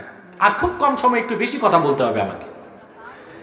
আল্লাহ পাক তার দ্বীনকে কি বলেছেন? নূরুল্লাহ বলেছেন। দ্বীন ইসলামকে আল্লাহ নূর, সুবহানাল্লাহ বলেন। আল্লাহ পাক বলেন ইউরিদুনা লিয়ুতফিউ নূরাল্লাহি বিআফওয়াহিহিম ওয়াল্লাহু মুতিম্মু নূরিহি ওয়ালাউ কারিহাল কাফিরুন। কাফের মুশরিকরা চায় আল্লাহর নূর চেরাগে মুহাম্মাদি দ্বীন ইসলামকে মুখের ফু দিয়ে নিভায় দিবে। আল্লাহ পাক বলেন তা কোনোদিন সম্ভব না। চেরাগে মুহাম্মাদি দ্বীন ইসলামকে আল্লাহ পরিপূর্ণতা দান করবেন, তা আল্লাহ পরিপূর্ণ করেছেন। আল ইয়াউমা আকমালতু লাকুম দীনাকুম, এই আয়াতে আল্লাহ ঘোষণা দিয়েছেন, ঠিক কিনা বলেন? তার মানে দ্বীন ইসলামকে আল্লাহ আল্লাহর নূর বলেছেন, বলেন সুবহানাল্লাহ। সেই দ্বীন ইসলাম কি জিনিস আমি এবার তার ব্যাখ্যা দিচ্ছি। আমার দিকে তাকান, কান খোলেন, দিমাগ খোলেন। 3টি জিনিসের সমষ্টির নাম দ্বীন। কয়টি জিনিস? ঈমান, ইসলাম, ইহসান। এই তিনে মিলে দ্বীন ইসলাম। কয়টা জিনিস? ঈমান, ইসলাম, ইহসান, তিনে মিলে। এই 3টা যার মধ্যে 2টা থাকবে, ঈমান থাকবে, ইসলাম থাকবে, সে মুমিন এবং মুসলিম, কিন্তু সে পরিপূর্ণ মুসলিম নয়। ইহসান যখন চলে আসবে তখন সে পরিপূর্ণ মুসলিম, তার আরেক নাম মুহসিন। আপনি মুমিন হবার পরে, মুসলিম হবার পরে জান্নাত যাবেন, তবে গ্যারান্টি নাই ফার্স্ট চান্সে কি সেকেন্ড চান্সে।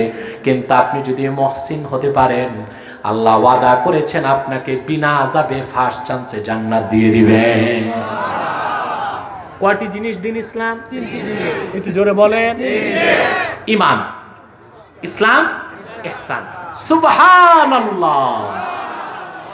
জবাব, উত্তরটি দিচ্ছি আমি। একটি হাদিস এসেছে সহিহ বুখারীতে, সহিহ মুসলিমে এসেছে, মিশকাতুল মাসাবিহে এসেছে, রিয়াদুস সালিহিনে, অনেকগুলো হাদিসের কিতাবে হাদিসে জিবরিল নামে পরিচিত। তবে বুখারীর শব্দ মুসলিমের শব্দে পার্থক্য আছে। একদিন হযরত জিবরিল মানুষের সুরতে রাসূলুল্লাহর কাছে আসলেন। ফাসনাদা রুকবাতাইহি ইলা রুকবাতাইহি ওয়া ওয়াদাআ কাফাইহি আলা ফাখিজাইহি। সুবহানাল্লাহ। জিবরিল এসে তার 2 হাঁটু রাসূলুল্লাহর 2 হাঁটু মোবারকে লাগাই দিয়েছে। সুবহানাল্লাহ কইবেন না ভাই? আরে ভাই ও বন্ধুরা, সুবহানাল্লাহ বলবেন না? জিবরিলের 2 হাঁটু আমার নূর নবী সাল্লাল্লাহু আলাইহি সাল্লামের 2 হাঁটু মোবারকে লাগাই দিয়েছে। ওয়া ওয়াদাআ কাফাইহি আলা ফাখিজাইহি। জিবরিল তার 2 হাত আল্লাহ রাসূলের 2 ঝানু, আপনারা রান বলেন, রান, উরু, এই রান মোবারকের উপর রাখলো। সুবহানাল্লাহ। চিন্তা করছে আল্লাহর জলিলুল কদর ফেরেশতা জিবরিল, যার 600 পাখা, একবার পাখাটা নামালেই তিনি প্রথম আকাশ চলে যান। সুবহানাল্লাহ। 7 বার পাখা নাড়লে তিনি সপ্তাকাশ পেরিয়ে সিদরাতুল মুনতাহা চলে যান। এত পাওয়ারফুল ফেরেশতা জিবরিল। তিনি এসে রাসূলুল্লাহর সামনে অনুগত ছাত্রের মতো বসে গেলেন। জিবরিল চিন্তা করেন তো একটু, ১,৫০০ বছর আগে নূর নবী মুহাম্মদ সাল্লাল্লাহু আলাইহি ওয়াসাল্লামের নূরময় হাঁটু মোবারকে জিবরিল যখন 2 হাঁটু রাখলো আর রাসূলুল্লাহর 2 পায়ে 2 হাত রাখলো, জিবরিলের মাথাটা কোন দিক নত হয়েছিল? আল্লাহ রাসূল সাল্লাল্লাহু আলাইহি ওয়াসাল্লামের দিকে।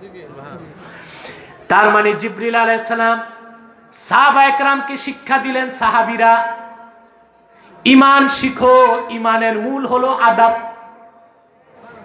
যার ভিতরে মুহাম্মদ সাল্লাল্লাহু আলাইহি সাল্লামের তাজিম নাই, আদব নাই, আল্লাহ কোনদিন তারে দ্বীনের সবক সমঝ দিবেন না। আদব শিখালেন, তাজিমে রাসূল শিখালেন, সুবহানাল্লাহ। তারপর আল্লাহ রাসূলের কাছে প্রশ্ন করলেন। প্রথম প্রশ্ন করলেন ঈমান কি জিনিস? আল্লাহ রাসূল সাল্লাল্লাহু আলাইহি ওয়াসাল্লাম জবাব দিলেন। দ্বিতীয় প্রশ্ন করলেন ইসলাম কি? আল্লাহ রাসূল জবাব দিলেন। তৃতীয় প্রশ্ন করলেন ওমাল ইহসান, ইহসান কি? রাসূলুল্লাহ জবাব দিলেন ইহসান আন তা'বুদাল্লাহ কান্নাকা তারাহু ফাইন লাম তাকুন তারাহু ফাইন্নাহু ইয়ারাক। ইহসান হলো তুমি ইবাদত করবে এই অবস্থায় যে আল্লাহকে দেখতেছো, যদি না পারো তো বুঝবা আল্লাহ তোমারে দেখতেছেন। রাসূলুল্লাহ কয়টা জিনিস শিখালেন? ঈমান, ইসলাম, ইহসান। কয়টা? জিবরিল চলে গেলেন, সাহাবায়ে কেরামকে রাসূলুল্লাহ বললেন যে লোকটি আমার কাছে প্রশ্ন করে উত্তর নিয়ে গেল তারে ডাকো আমার কাছে। সাহাবায়ে কেরাম বের হলেন, হাদিসে এসেছে ফালাম ইয়ারাউ শাইআ, বের হয়ে দেখেন চতুর্দিকে মরুভূমি, কোনো মানুষ দেখা যায় না। হযরত ওমর বলেন আমি রাসূলুল্লাহর কাছে যখন আসলাম, নূর নবী বললেন ওমর যে লোকটা এসেছিল তারে চিনোছ নাকি? বলে হুজুর চিনি নাই। আল্লাহর হাবিব বললেন হাজা জিবরিল আতাকুম ইউআল্লিমুকুম দীনাকুম। এ লোকটা কোনো মানুষ ছিল না, হযরত জিবরিল ছিল। তোমাদের কাছে মানুষের সুরতে আমার সামনে বসে প্রশ্ন করে উত্তর নিয়ে তোমাদেরকে দ্বীন শিখাতে এসেছে। বদরুদ্দীন আইনি উমদাতুল কারিতে লিখেন ইন্নাল ঈমানা ওয়াল ইসলাম ওয়াল ইহসান ফামাজমুউ হাযিহি আল-থালাসা ফাহুয়া দ্বীন। এই হাদিস থেকে বোঝা যায় ঈমান, ইসলাম, ইহসান তিনে মিলে দ্বীন ইসলাম। তাহলে আজকে আমরা কি মেসেজ নিয়ে বাড়ি যাব? প্রশ্ন আসে কিনা? কথা বলে না। এবার আমার আলোচনার সাবস্টেন্স, মুলাক্খাস, কি নিয়ে বাড়ি যাবেন, আমি কি খেদমত করলাম আপনাদের তা তো বুঝতে হবে। আমরা পরিপূর্ণ দিনদার হতে হবে, ঠিক কিনা বলেন? প্রথম ঈমান এনে হতে হবে মুমিন। কি মুমিন? ঈমান কি? এক কথায় আল ঈমান হুয়া মুজাররাদু তাসদীকিন নবী মুহাম্মদ সাল্লাল্লাহু আলাইহি ওয়াসাল্লাম বিমা জাআ বিহি মুহাম্মাদুন সাল্লাল্লাহু আলাইহি ওয়াসাল্লাম উলিমা জারুরাতান। আল্লাহ রাসূল মুহাম্মদ সাল্লাল্লাহু আলাইহি ওয়াসাল্লাম ১,৫০০ বছর আগে আমার আল্লাহর কাছ থেকে যা কিছু এনেছেন, যা কিছু বলেছেন হাদিস, যা কিছু করেছেন সুন্নাহ, এই সবটুকুনকে আল্লাহর হাবিব মুহাম্মদ সাল্লাল্লাহু আলাইহি সাল্লামের আনিত এই সবটুকুন দ্বীন ইসলামকে যে ব্যক্তি বিশ্বাস করলো এটা ঈমান, তার নাম মুমিন। তার নাম কি? মুমিন। আল্লাহর হাবিব মুহাম্মদ সাল্লাল্লাহু আলাইহি সাল্লাম ১,৫০০ বছর আগে আল্লাহর পক্ষ থেকে যা কিছু এনেছেন, বলেছেন, করেছেন তার সবটুকুন বিনা প্রশ্নে চোখ বন্ধ করে বিশ্বাস করার নাম ঈমান। আপনি হয়ে গেলেন মুমিন। এরপর আপনি ইসলামে ঢুকবেন। আগে ঈমান তারপর ইসলাম, ঠিক কিনা বলেন? আল্লাহ পাক সূরা বাকারার ২০৮ নম্বর আয়াতে বলেছেন ইয়া আইয়ুহাল্লাযীনা আমানু দুখুলু ফিস সিলমি কাফা ওয়া লা তাত্তাবিউ খুতুওয়াতিশ শাইতান। হে মুমিনগণ তোমরা পরিপূর্ণভাবে ইসলামে প্রবেশ করো। তাহলে বোঝা যায় ঈমান আনার পরে ইসলামে প্রবেশ আংশিক হতে পারে, পরিপূর্ণ হতে পারে। এজন্য আল্লাহ অন্যত্র বলেছেন ইয়া আইয়ুহাল্লাযীনা আমানুত্তাকুল্লাহ, হে মুমিনগণ তোমরা আল্লাহকে ভয় করো। অন্যত্র বলেছেন ওয়ালা তামুতুন্না ইল্লা ওয়া আনতুম মুসলিমুন। মুমিনগণ শুধু মুমিন হয়ে মরলে চলবে না, পুরা মুসলিম হয়ে মরতে হবে, ঠিক কিনা বলেন? তাহলে আগে ঈমান, তারপর কি? ইসলাম, তারপর কি? তাহলে ঈমান কি? ঈমান হলো ইনকিয়াদুল বাতিন, ভিতরের যে আনুগত্য, ঈমান আনলেন, এটা ঈমান। এই ঈমানের পর ইনকিয়াদুজ জাহির, বাহ্যিক যখন আপনি শরীয়তের বিধান মেনে নিবেন, এটার নাম ইসলাম। এটার নাম কি? যতটুক শরীয়ত মানবেন ততটুক ইসলামে ঢুকলেন, যতটুক মানলেন না ততটুক মুসলিম হতে পারলেন না। ঈমান বুঝছেন? ইসলাম বুঝছেন? তারপর হলো ইহসান। তারপর কি? ইহসান কি? ইখলাস। অর্থাৎ ইসলামের সব বিধান মানতে হবে একমাত্র আল্লাহর সন্তুষ্টির জন্য, ঠিক কিনা বলেন? আমাদের আলেমদের উদ্দেশ্যে একটি কথা বলবো, আর তরুণ আলেমদের জন্য। আলেমদের মধ্যে দুইটা জিনিসের লোভ আসে। কয়টা জিনিস? দুইটা জিনিস। জায়গা করে দেন। মুস্তাক ফৈজি সাহেব চলে এসেছে, মুবারক, আলহামদুলিল্লাহ। স্টেজে আপনারা হুলস্থুল করবেন না, আমি শুনেছি ইতিমধ্যে একটা স্টেজ ভেঙে গেছে। কোথায়? সাবধান, বাস বাস, স্টেজ ভাঙার চেষ্টা করবেন না। তবে আমি অত্যন্ত আনন্দিত হয়েছি যে স্টেজ ভাঙার পরও আলেমদের কোনো ক্ষতি হয় নাই, আলহামদুলিল্লাহ। কথা বুঝতেছেন?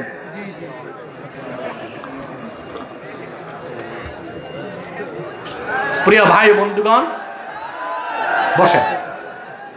প্রিয় ভাই বন্ধুগণ, তাহলে যে কথা বলছিলাম যে ইসলাম আগে ঈমান, তারপরে কি? ইসলাম। জোরে বলেন, ইসলাম। ঈমান আনার পরে আপনাকে প্রবেশ করতে হবে ইসলামে, ঠিক না বলেন? 3 নাম্বার কি? ইহসান। ইহসানের আরেকটি অর্থ হলো ইখলাস। আরেকটা অর্থ কি? ইখলাস। ইখলাস। এই মিয়া সাহেব বসেন, বসেন। একটি লোক উঠার চেষ্টা করবেন না, এখন জরুরত থাকলেও পরে উঠবেন, এখন না। ধৈর্যের সাথে বসেন। প্রিয় ভাই বন্ধুগণ, ইখলাস। আরেকটা কি? ইখলাসের অভাবে আমরা সফলতা লাভ করতে পারি না। আলেম একটু হইতে পারলে দুইটা জিনিসের লোভ জাগে, একটা জনপ্রিয়তা, আরেকটা টাকার লোভ, ঠিক কিনা? আমাকে অনেকে নসিহত খয়রাত করতেছে এখন, অনেকে যে হুজুর, অনেকে করতেছে, অনেক বড় বড় আলেম, আপনি চিন্তা করতে পারবেন না কোন পর্যায়ের আলেম, দেশ ও বিদেশ থেকে, যে হুজুর বাংলাদেশে মুহাম্মদ সাল্লাল্লাহু আলাইহি ওয়াসাল্লামের সদকায় সবচেয়ে জনপ্রিয় ব্যক্তি এখন আপনি, এটা ধরে রাখবেন। এই ঠিকই আমি একমত না। আমি বলেছি বসেন না, আল্লাহর ওয়াস্তে, এত ডিস্টার্ব করলে তো আমার কষ্ট হবে।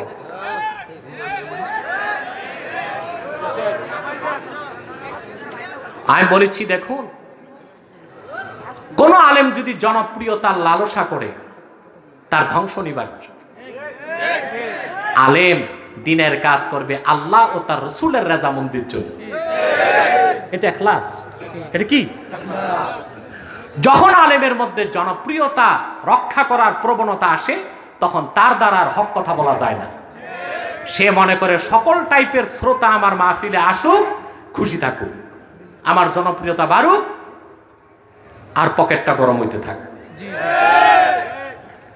আলেম ভাইদেরকে বলবো, তরুণ সমাজ যারা আলেম হচ্ছেন তাদেরকে বলবো, জনপ্রিয়তা ধরে রাখার জিনিস নয়, মকবুল হওয়া সবচেয়ে বড় জিনিস।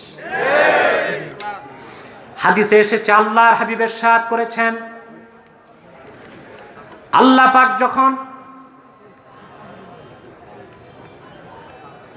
পাক যখন কোন মানুষকে ভালোবাসেন, সুবহানাল্লাহ, জিবরিলকে সিদরাতুল মুনতাহায় ডেকে বলেন, আনা উহিব্বু ফুলান আবনা ফুলান, আমি অমুকের পুত্র অমুককে ভালোবাসি, ফা আহিব্বাহ, জিবরিল তুমিও তারে ভালোবাসো। সুবহানাল্লাহ বলবেন।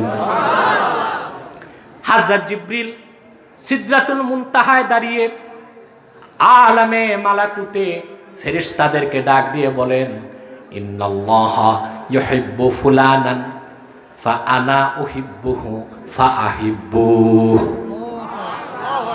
আল্লাহ তাআলা অমুককে ভালোবাসেন, আমিও তাকে ভালোবাসি, তোমরাও ভালোবাসো। ফায়ুদাউ লাহুল কবুল, ওই ব্যক্তি যখন কবুল হয়ে যায় তখন তাকে জনপ্রিয়তার পিছনে ঘুরতে হয় না, জনপ্রিয়তা তার পিছনে দৌড়ায়। টাকার পিছনে ঘুরতে হয় না, টাকা তার জুতার তলায় যে আশ্রয় নেয়। অতএব সব কাজে লাগবে ইখলাস, ওইটার নাম ইহসান। এই ঈমান, ইসলাম, ইহসান তিনে মিলে দিন ইসলাম। আল্লাহ যেন আমাদেরকে পরিপূর্ণ দ্বীনের উপর থাকার তৌফিক দান করেন, বলুন আল্লাহুম্মা আমিন। না, মুনাজাত আমি করব না, এতে বিশৃঙ্খলা হবে। মুনাজাত তো হবে ইনশাআল্লাহ শেষ রাতে। কোনো প্রশ্নের উত্তর আজকে দেওয়া যাবে না আমি মনে করি। তবে যদি পীরজাদা নাইমুর রহমান সাহেব ভালো মনে করেন, আরে ভাই বসো না, তোমরা তো ইউটিউবাররা আছো, প্রশ্নে একটা বেতাল হইলে কামবাগ, ঠিক কিনা বলে বাজি মারবে তারা।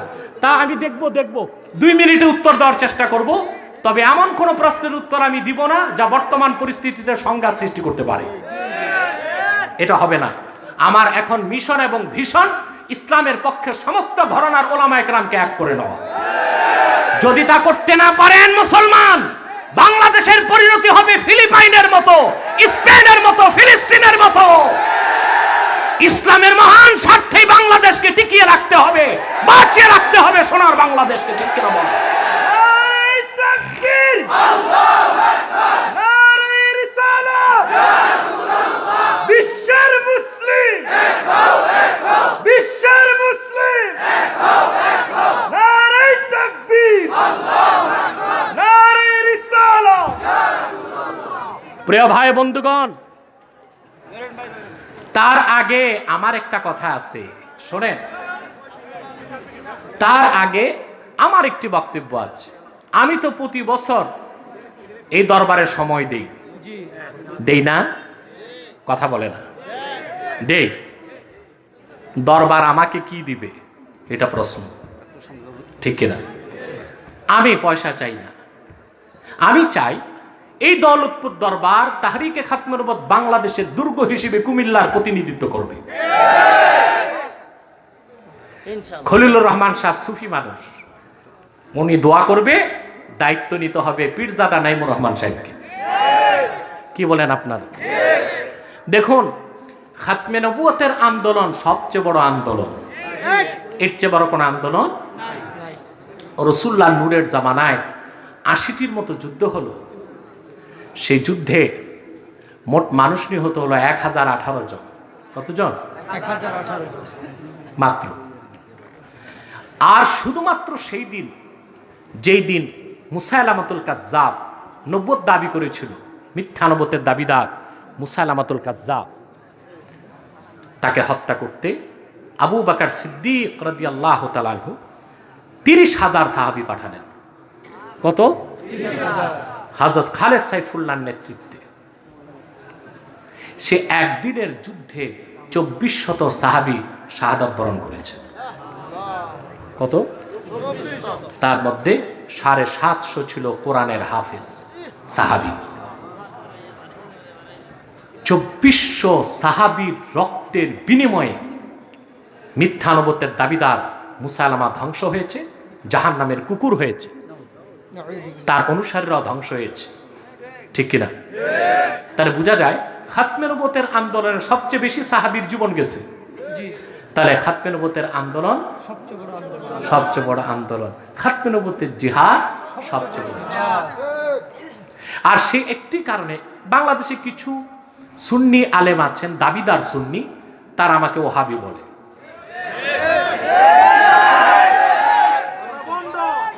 কেন বলে? যে আমি হেফাজতের সাথে আছি। আমি হেফাজতকে ভালোবাসি একটা কারণ, আমাদের সংগঠনের মূল দাবিটি 13 দফার মধ্যে তারা রেখেছে, ঠিক কিনা? আর আমার দৃষ্টিতে হেফাজত হচ্ছে বাংলাদেশের সুপ্রিম ফোর্স, দরকার আছে বাংলাদেশ। তোমরা যারা সমালোচনা করো, ঢালাওভাবে হেফাজতকে ওহাবি বলো, যারা শিরক কুফরের বিরুদ্ধে কাজ করে তাদেরকে ওহাবি তকমা দাও, সেই দিন বেশি দিন আর নাই বাংলাদেশে। এদেশের মানুষ তোমাদের চিনতে পেরেছে তোমরা কারা। তোমরা হচ্ছ সব সময় সকল সরকারের হালুয়া রুটির ভাগিদার। কোন একটি সরকার না, সব সময় সকল সরকারের হালুয়া রুটির ভাগে। কথা বুঝতে পারছেন? এদের ব্যাপারে অনেকে বলতেছে এখন খানকায় পীর রাজপতি বীর খায় সরকারি ক্ষীর, বলতেছে না, একটু পিছনে। কথা বুঝতেছেন? এখন কথা হচ্ছে এরা ঢালাওভাবে ওহাবি ফতুয়া দিচ্ছে তাদেরকে, হক্কানি ওলামায়ে কেরামকে। আশ্চর্য কথা, আসল ওহাবি যারা তা তো চিনোই না তোমরা, আর তোমরাও খাঁটি সুন্নি হইতে পারো না। খাঁটি সুন্নিরা আল্লাহর ওলিদের মাজার জিয়ারত করে, ওখানে সাজদা করে না, আগরবাতি মোমবাতি ধরায় না, মন চাইলে একটু আতর ছিটায় দেয়, ঠিক কিনা? হক্কানি আসল সুন্নিরা আল্লাহওয়ালা পীর বুজুর্গের কাছে যায় রুহানি তাআল্লুক করতে, ওখানে যে পীরকে সাজদা করে না, ঠিক কিনা? আমরা জিয়ারতে বিশ্বাসী, পূজায় বিশ্বাসী না। আমরা পীরি মুরিদিতে বিশ্বাসী, পীর পূজায় বিশ্বাসী নই, ঠিক কিনা? তারা সুদীর্ঘ 2টি মাস আপনারা দেখেছেন আমাকে প্রত্যেকটা স্টেজে গালিগালাজ করছে, আব্বাসী ওহাবি হয়ে গেছে। আমি যদি ওহাবি হই তো বাংলাদেশে সুন্নিকে কথা বলেন। সেজন্য হেফাজতে ইসলাম, তাহরিকে খাতমে নবুয়ত বাংলাদেশ, সকল ইসলামী সংগঠন পীর মাশায়েখকে ঐক্যবদ্ধ হয়ে কাজ করতে হবে। আমি তো বলি মাসলাক যার যার, দিন ইসলাম সবার, ঠিক না? মাসলাক যার যার, দিন ইসলাম। আমার এই টুপি আপনাকে পড়তে আমি বাধ্য করতে পারি? যদি করি গুনাহ হবে না আমার? কথা বলেন। কালকে বাংলাদেশের এক বিখ্যাত আলেম আমার দরবার শরীফে গেলেন, আমার ছাত্ররা বসে আছে, তিনি আমাকে বললেন আপনি যে খুবই উদার মনের, তা আপনার ছাত্র দেখে বুঝলাম। আমি বললাম কেমন? বলে আপনার ছাত্ররা 20 জন বসে আছে আপনার সামনে, 20 রকম টুপি। তাহলে বোঝা যায় আপনি কোনো টুপি তাদেরকে বাধ্য করেন, টুপি হলেই চলে, ঠিক কিনা? এখন টুপি নিয়ে যদি আমরা বাড়াবাড়ি করি ভাই, তো যার টুপি নাই এ তো হাসবে যে আমি টুপি পরি না, তাই তো ভালো, ঠিক কিনা? জুব্বা কুর্তা, এই যে আমি পছন্দ করি গোল লম্বা জুব্বা, এটা লেবাসুস সুন্নাহ। কিন্তু কেউ যদি গোল নাও পড়তে পারে, খাটো ফাড়া পড়লো, তাতে সমস্যা কি? ওইটাও লেবাসুত তাকওয়া, এটা ওইটা উত্তম, এটা সর্বোত্তম, ঠিক কিনা? এখন যদি আমি যার ফাড়া কুর্তা এর যদি বলি এই লোকটা ওহাবি হয়ে গেছে, এই লোকটা খারাপ, তাহলে যে শার্ট প্যান্ট পরে ও বলবে আমি তো ভালো আছি, ঠিক কিনা? না, মাসলাক চাপাই দিবেন না, মাসলাক যার যার, দিন ইসলাম সবার। ইসলামের মৌলিক ক্ষেত্রে আমাদেরকে এক হতে হবে, ঠিক কিনা? তাহলে আমি আপনাদেরকে একটা আবেদন করব, আমাদের 2টি ইস্যুতে এক হতে হবে। এক, খাতমে নবুয়ত আন্দোলনকারীদের দাবি আদায়তে সমস্ত মুসলমানকে এক হতে হবে। খেলাফত আলা মিনহাজিন নবুয়তকে কায়েম করতে এক হতে হবে। এই ক্ষেত্রে মাসলাক পারাস্তি চলবে না, বুজুর্গ পারাস্তি চলবে না, মনে থাকবে। প্রিয় ভাই বন্ধুগণ, বাংলাদেশ একটি দেশ, সব ধর্মের লোকই তো আছে। আমরা কি হিন্দুদের পূজায় বাধা দেই? কথা বলেন। খ্রিস্টানদের বড়দিনে বাধা দেই? আমরা মনে করি তারা তাদের ধর্ম পালন করুক, তাদের গণ্ডির মধ্যে আমাদের সমস্যা নাই, সব ধর্মের লোকই আছে। কিন্তু বাংলাদেশে একটি অমুসলিম সম্প্রদায় আছে যারা খাতমে নবুয়তকে বিশ্বাস করে না, তাদেরকে আমরা ছাড় দিতে পারি না। তারাই কুখ্যাত কাফের কাদিয়ানী সম্প্রদায়। তাদের নির্মূল করতে সকল দলের মুসলমানকে ঐক্যবদ্ধ হতে হবে। তারা অমুসলিম, তারা কাফের, তাদেরকে যারা কাফের বলবে না তারাও কাফের, কারণ তারা আল্লাহর হাবিব মুহাম্মদ সাল্লাল্লাহু আলাইহি ওয়াসাল্লামকে শেষ নবী হিসেবে বিশ্বাস করে না। চিল্লায় বলেন নাউজুবিল্লাহ। এজন্য তারা কি? প্রিয় ভাই বন্ধুগণ, তারা মানুষকে ধোঁকা দিচ্ছে। তারা শুধু কাফের না, সমস্ত দুনিয়ার আলেমরা একমত তারা জিন্দিক। জিন্দিক বলা হয় এমন নিকৃষ্ট কাফেরকে যে ইহুদি খ্রিস্টানের চেয়ে বড় কাফের। সে কাফের কিন্তু নিজকে মুসলিম দাবি করে, এরকম কাফেরকে বলা হয় কি? জিন্দিক।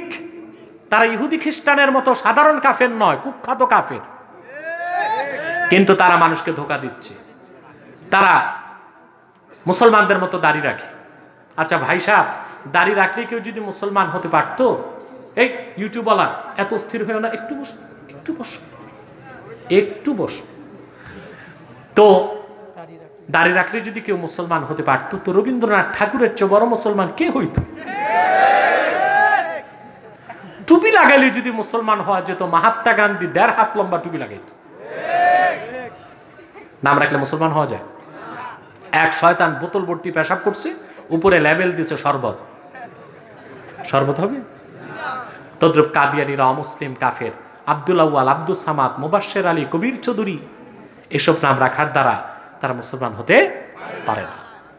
আমার ভাইয়েরা, আমার বন্ধুরা, আমার আল্লাহ নূর নবী আমার মুহাম্মদ সাল্লাল্লাহু আলাইহি ওয়াসাল্লামের ইসলাম ও কোরআনের হাজার হাজার হাজার বছর পরে বর্তমান ভারতের কুখ্যাত, পাঞ্জাবের কুখ্যাত, গুরুদাসপুরের কুখ্যাত কাদিয়ানে ইংরেজ আমলে এক শয়তান নবী দাবি করছে। চিল্লায় বলেন নাউজুবিল্লাহ। ও শয়তানটার নাম রেখেছিল তার বাপ মির্জা গোলাম আহমদ কাদিয়ানি। সাবধান, সাবধান, কাদিয়ানের কাজ্জাব, মিথ্যানবতের দাবিদার মির্জা গোলাম শয়তান কাদিয়ানিকে গোলাম আহমদ বলা যাবে না, কারণ গোলাম আহমদ অর্থ হচ্ছে আহমদ এর গোলাম। কোন কাফের কোনোদিনও গোলাম আহমদ এর গোলাম হতে পারে না। আর কাদিয়ানের কাজ্জাব, মিথ্যানবতের দাবিদার মির্জা গোলাম শয়তান কাদিয়ানি ছিল শেষ দরজার কুখ্যাত কাফের। সে গোলাম আহমদ এর গোলাম ছিল না, সে ছিল কুখ্যাত শয়তানের কুখ্যাত গোলাম। কাদিয়ানের কাজ্জাব, মিথ্যানবতের দাবিদার মির্জা গোলাম শয়তান কাদিয়ানির উপর গজব এসেছে 1908 সালে। যখন গজব এসেছে, কাদিয়ানের কাজ্জাব, মিথ্যানবতের দাবিদার মির্জা গোলাম শয়তান কাদিয়ানি 1908 সালে ধ্বংস হয়ে কুখ্যাত জাহান্নামের কুখ্যাত কুকুরে পরিণত হয়েছে। তার অনুসারীরা ধ্বংস হয়েছে। বর্তমানে কিছু কাদিয়ানি বাংলাদেশে আছে। তারা বিভিন্ন দফতরে, মন্ত্রণালয়ে, আদালতে, অফিসে ঘাপটি মেরে বসে আছে। সরকারি দলে বসে আছে, বিরোধী দলে। তারা সুযোগ পেলেই ইসলাম ও মুসলমানের বিপক্ষে কাজ করে। আপনারা জানেন 2016 সালে শিক্ষা কমিশনের যাকে চেয়ারম্যান বানানো হয়েছিল কবির চৌধুরী, সে ছিল কাদিয়ানি। সেই জন্য অত্যন্ত চক্রান্তের মাধ্যমে সে নাস্তিকতাপূর্ণ শিক্ষা ব্যবস্থার একটা ফর্মুলা দিয়ে গিয়েছে। আর সে কারণেই বর্তমানে নবম থেকে উচ্চ মাধ্যমিক পর্যন্ত ইসলামিয়াত শিক্ষা পড়া যাবে, পরীক্ষা নাই, অর্থাৎ কেউ যেন ধর্ম বই না পড়ে সেই ব্যবস্থা করা হয়েছে। নবম থেকে অনার্স পর্যন্ত বায়োলজি, জুলজিতে ডারউইনের দ্য থিওরি অফ এভুলেশন, বিবর্তনবাদ, বানর থেকে মানুষ, এ তত্ত্ব ঢুকায় দেওয়া হয়েছে। গোটা জাতিকে নাস্তিক বানাবার এক চক্রান্ত করেছে এক অমুসলিম কাফের কাদিয়ানি কুখ্যাত কবির চৌধুরী। এই রকম ভাবে কাদিয়ানিরা বিভিন্ন দফতরে, অফিসে বসে ইসলাম ও মুসলমানের বিপক্ষে চক্রান্ত করে যাচ্ছে। তারা নাম পরিবর্তন করে করে মিথ্যা পরিচয় দেয়। কখনো নিজেদের পরিচয় দেয় আহমদী জামাত, কখনো বলে আহমদিয়া জামাত, কখনো বলে আহমদী সম্প্রদায়, কখনো বলে আহমদিয়া সম্প্রদায়, কখনো বলে আহমদী মুসলিম জামাত, কখনো বলে আহমদিয়া মুসলিম জামাত। সাবধান, যত কাদিয়ানি ছিল, আছে, থাকবে, তারা কেউ আহমদী জামাত নয়, আহমদিয়া জামাত নয়, আহমদী সম্প্রদায় নয়, আহমদিয়া সম্প্রদায় নয়, আহমদী মুসলিম জামাত নয়, আহমদিয়া মুসলিম জামাত নয়। তারা শয়তানি জামাত, কুখ্যাত জাহান্নামের কুখ্যাত কুকুরের দল। আমাদের সকল দলের একটাই দাবি, অনতিবিলম্বে স্বাধীন বাংলায় শয়তান কাদিয়ানীদেরকে রাষ্ট্রীয়ভাবে অমুসলিম ঘোষণা করতেই হবে, করতেই হবে, করতেই হবে। এই দাবি আদায়ে তাহরিকে খাতমে নবুওয়াত বাংলাদেশের ব্যানারে যদি জানমাল দিতে হয়, কারা কারা প্রস্তুত আছো হাত তুলে দেখো।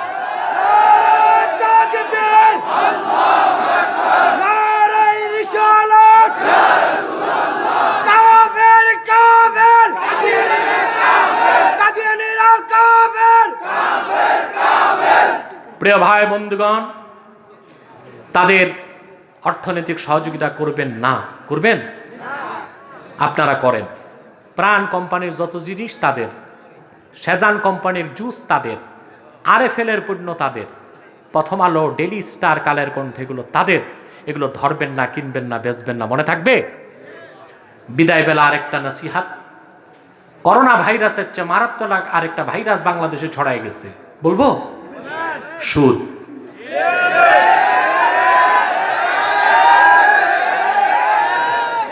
থেকে বাঁচবেন, বাঁচতেও হবে, বাঁচাতেও হবে। বাঁচবেন কিভাবে? সুদ খাবেন না, নিবেন না। বাঁচাবেন কিভাবে? কোন স্বীকৃত সুদখোরকে মসজিদ কমিটি, মাদ্রাসা কমিটি, ওয়াজ কমিটিতে জায়গা দিবেন না, এবং তাদেরকে পঞ্চায়েতের মাতবরি দিবেন না। মনে থাকবে? মনে রাখবেন যে সুদ খায় সে কত বড় গুনাহগার। হাদিসে এসেছে, আকলু দিরহামিন মিনার রিবা আশাদ্দু মিন 33 জানিয়াতান ইয়াজনিহা আর-রাজুল। এক দিরহাম সুদ খাওয়া, আরব আমিরাতের এক দিরহাম বাংলাদেশের 22 টাকা।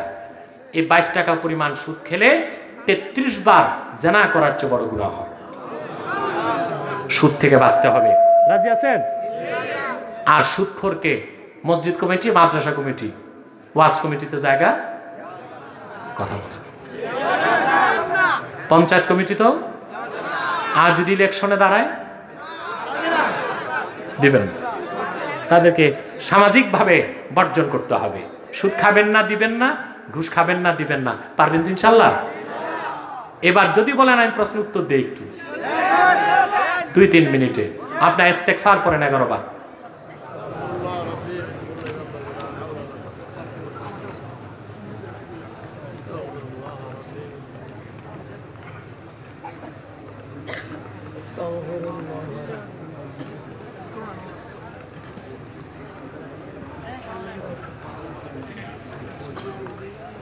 সূরা ফাতিহা পড়েন।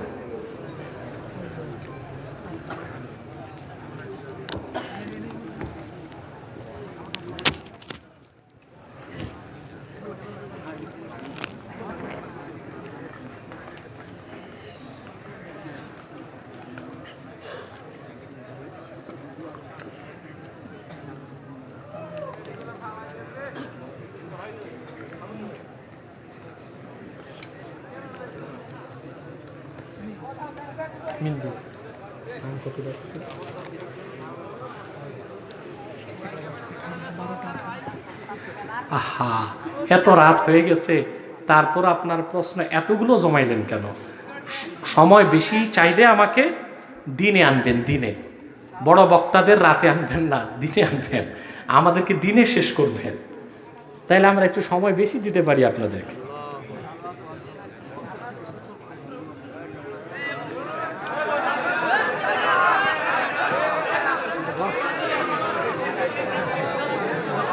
এক ভাই প্রশ্ন করেছেন, অনেক প্রশ্ন আসছে। এক ভাই প্রশ্ন করেছেন, কবরের উপর দিয়ে পাকা রাস্তা করা জায়েজ আছে কিনা প্রশ্ন করছে। দেখুন, প্রথম কথা হচ্ছে, কবরটা যদি আরজে মাওকুফা হয়, আরজে ওয়াকফকৃত, অর্থাৎ কবরবাসী যদি নিজের কবরের জায়গা ওয়াকফ করে যায় বা তার সন্তানরা ওয়াকফ করে, সেই ওয়াকফকৃত কবরে রাস্তা তো দূরে থাক, মসজিদ মাদ্রাসা করাও জায়েজ নাই। 2, যদি কবরটা হয় কারো কিনা নয়, সামাজিক, কবরটা যদি খুব পুরনো হয়ে যায় আর মানুষের কষ্টের জন্য রাস্তা করতেই হয়, তাহলে ফতোয়া স্বামীতে এসছে অন্তত 10 গজ নিচ থেকে কবর যদি পুরনো হয়, অনেক পুরনো, মাটি উঠায়া অন্য কবরস্থানে দিয়ে আপনি রোড করতে পারবেন। এক ভাই প্রশ্ন করেছেন যে আমাদের নবীজি মুহাম্মদ সাল্লাল্লাহু আলাইহি ওয়াসাল্লাম হায়াতুন নবী, উনি মৃত্যুর স্বাদ গ্রহণ করেছেন, পরক্ষণে আল্লাহ ওনার রূহ ফিরিয়ে দিয়েছেন ওনার শরীরে, মদিনা মুনাওয়ারায় জান্নাতুল ফেরদাউসের টুকরা রওজা মুবারকে আরাম করছেন। কথা তো ঠিক, এটাই তো আহলুস সুন্নাহ জামাতের আকীদা। মুহাম্মদ সাল্লাল্লাহু আলাইহি ওয়াসাল্লাম হায়াতুন নবী, ঠিক কিনা? এবং আল্লাহর হাবিবের আগে যত নবী ছিলেন তাদের ক্ষেত্রে আমরা বলি যে তারা কবরে জিন্দা এবং রিজিক প্রাপ্ত।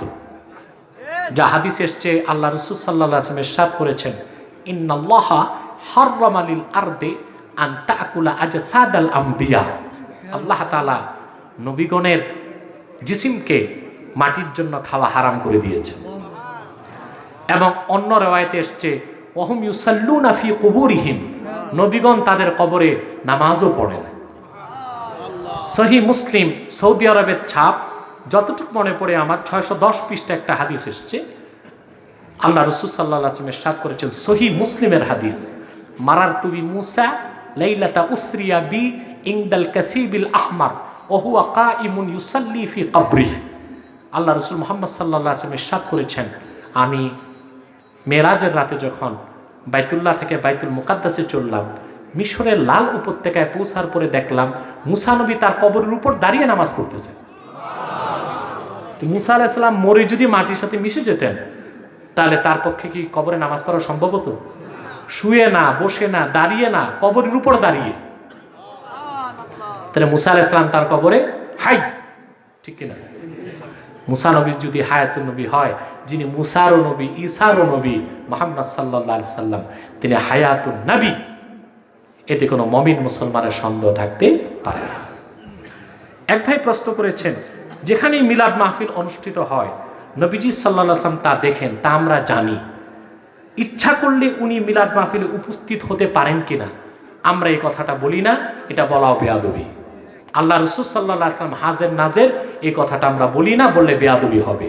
কারণ তোমার আমার মতো ফকির মিসকিন কাঙ্গালের দরুদ সালামের হাদিয়া নিতে রাসূলুল্লাহর আসার দরকার নাই, বরং তিনি জান্নাতুল ফেরদৌস রওজা মুবারক থেকে আল্লাহর আরশে আজিম পর্যন্ত দেখেন।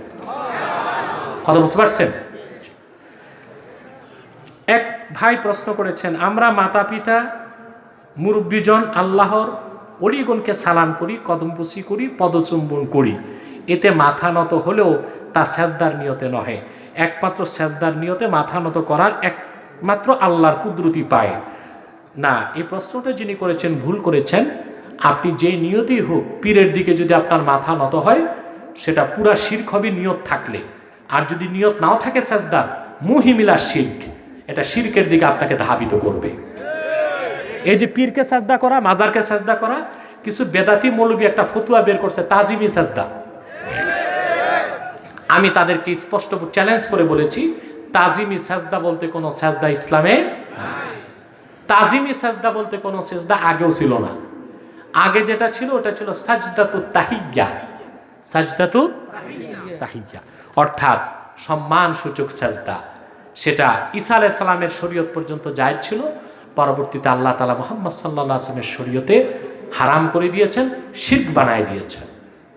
তাহিয়াতুস সাজদাও, সম্মান সূচক সাজদাও হারাম এবং শিরক, হারাম এবং শিরক। আমি তাদেরকে বলেছি ঠিক আছে, সাজদা তাহিয়া, তাহিয়া মানে আল্লাহ তাআলা আমাদেরকে দিয়েছেন সালাম, কি দিয়েছেন? আমরা কি সাজদা করব না সালাম করব? পীর মুরিদকে সালাম করবে, মুরিদ পীরকে সালাম করবে, ঠিক কিনা? যদি তারা বলে যে না আমরাও পীরকে সাজদা তাহিয়া করি, তো তাহিয়ার নিয়ম কি? আল্লাহ বলেছেন তোমাকে কেউ যদি সালাম দেয় তো তুমি দ্বিগুণ মুবারক ও শান্তির সাথে তারে সালাম দাও। হ্যাঁ, জি জি, দ্বিগুণ, ঠিক কিনা? সালামটা জবাবটা কি হবে? দ্বিগুণ। এর জন্য আমাদেরকে বলে আসসালামু আলাইকুম, আমরা বলি ওয়ালাইকুম আসসালাম ওয়া রাহমাতুল্লাহ। তাহিয়া সালাম যিনি দেন তারটা সিঙ্গেল, আমাদেরটা কি? যদি তাহিয়া সাজদাও তোমরা মেনে নাও, তো পীরকে মুরিদ যদি একটা সাজদা করে, জবাবে পীরকে মুরিদকে দুইটা সাজদা করতে হবে। কথা বুঝলেন না? সাজদা তো তাহিয়া, এটা যদি এটা বলো, এটা আলেম সাহেবরা একটু বেশি প্রচার করবেন এই ভণ্ডামি বেদাতীদের দূর করতে। যদি মুরিদ একটা সাজদা দেয় পীরকে, তো পীরের উপর ওয়াজিব হবে কি? পটাপট পীর দ্বারায় দুইটা সাজদা করবে, পীরের পীরালি থাকবে না। অতএব সেরেক বাদ দেন ভাই সাহেব, আল্লাহর ওলিদেরকে মুসাফা করবেন। হ্যাঁ, যদি আপনি কদমবুসি করতে চান হাতেই করুন, কিন্তু অনেকে বলে হাতে করলে তো আর কদমবুসি হয় না, কদমবুসি মানে মুখ দিয়া পায়ে চুমা। ঠিক আছে, করলে পদ্ধতি আছে। আদাবুল মুফরাদ ইমাম বুখারী রওয়ায়াত করেছেন যে ইন্না আলিয়ান রাদিয়াল্লাহু তাআলা আনহু কানা ইউকাব্বিলু রিজলা আব্বাসিন ওয়া ইয়াদাহু। হযরত আলী রাদিয়াল্লাহু তাআলা আনহু হযরত আব্বাস ওনার চাচার হাতে ও পায়ে চুমা দিতেন। পদ্ধতি কি? গায়াতুল আওতারে এসেছে, আপনি আপনার বাবা, আপনার মা, আপনার উস্তাদ, আপনার পীরকে যদি পায়ে চুমা দিতে চান, কখনো মাথা পায়ের কাছে যাবে না, পাও টেনে মুখের কাছে আনতে হবে। কথা বলেন, পাও টেনে, তাহলে জায়েজ আছে। এখন যদি মিয়া সাহেব স্টেজে পীর সাহেব বসে আর পাও টেনে সুমান, দুই সমস্যা। পিসাবরা তো লুঙ্গি পরে, চিকচেন ফাঁক, কি হবে?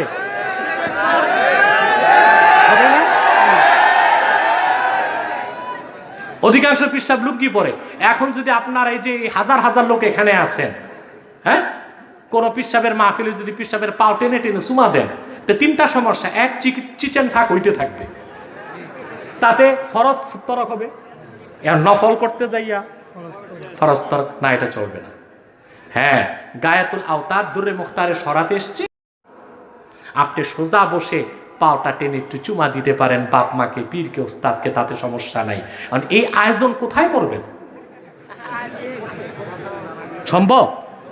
এর চেয়ে ভালো মুসাফা করেন, মনটা চেলে মাথাটা সোজা একটু হাত লাগাই দেন, বাস যথেষ্ট। কথা বলেন ভাই সাহেব, এই যদি পিসাবরে ঠ্যাং টেনে টেনে পাও সুমান, পিসাব মারা যাবে। ওই এক জায়গায় এক পিসাব বসছে স্টেজে, আর খলিফা একটা কেরামতি বলতে বলতে বলতে বলতে অ্যাডভার্টাইজ করতে করতে পীরের পিসাবের একটা দাড়ি ছিঁড়ে চুমা খেয়েছে খলিফা। মুরিদরা কই এই বরকত থেকে আমরা বঞ্চিত হবে কেন? সব এসে দাড়ি ছিঁড়া শুরু করছে। দাড়ি শেষ, চুল ছিঁড়া শুরু করছে। পিসাব বেহুশ হয়ে পড়ে গেছে। এই মহব্বতের দরকারটা কি? পিসাবের কষ্ট হয়? কথা বলে না আছে? আরে ভাই, পীরের জন্য সবচেয়ে মহব্বত মুরিদের পীরের সবক পালন করা, ঠিক কিনা? তারপর শরীয়তের গণ্ডির মধ্যে থেকে তাকে শ্রদ্ধা করা, এই পীরের মাথা নত করে তাজিম করা, এটা শিরক। এই কাজ করবেন না। আপনাদের কুমিল্লার এক অঞ্চলে এক পিসাব আছে, মুরিদ যাইয়াই ওনার বুড়া আঙ্গুল চুষে, চুষতে চুষতে চুষতে কয়েক যুগ চুষতে চুষতে বুড়া আঙ্গুল বিচির মতো হয়ে গেছে। এগুলো কোনো সম্মান না, এগুলো বিদআত। এগুলো থেকে দূরে থাকার চেষ্টা করবেন। আজকে আর আমি পারছি না ভাই, আজকে আমাকে মাফ করেন। আমি প্রচুর পরিমাণ প্রশ্নের উত্তর বাংলাদেশে দিয়ে যাচ্ছে আজকে 18 বছর যাবত। এখন তো অনেকে দিচ্ছে আলহামদুলিল্লাহ। পরবর্তীতে আবার কখনো সুযোগ হলে আমি আপনাদেরকে ইনশাআল্লাহ আজিজ বিভিন্ন প্রশ্ন উত্তর দিব ইনশাআল্লাহ।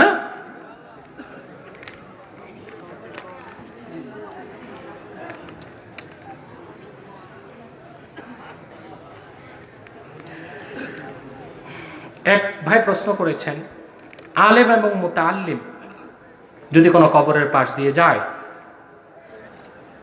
এটা হবে কাফফারাল্লাহুল আযাব। আল্লাহ তাআলা তার 40 দিনের আযাব মাফ করেন। শব্দটা উনি লিখতে পারেন নাই। তো যে কোনো আলেম, ইন্নাল আলিম ওয়াল মুতাআল্লিমা মাররা আলা কারিয়াতিন কাফফারাল্লাহু হবে আল আযাবা 40 ইয়াওমা। কোনো আলেম বা মুতাআল্লিম যদি কোনো কবর, কোনো মহল্লা দিয়ে যায়, তাহলে ওই এলাকার 40 দিনের আযাব আল্লাহ মাফ করে দেন। হাদিসটি কি ইমাম কিরমানি মওযু বলেছেন।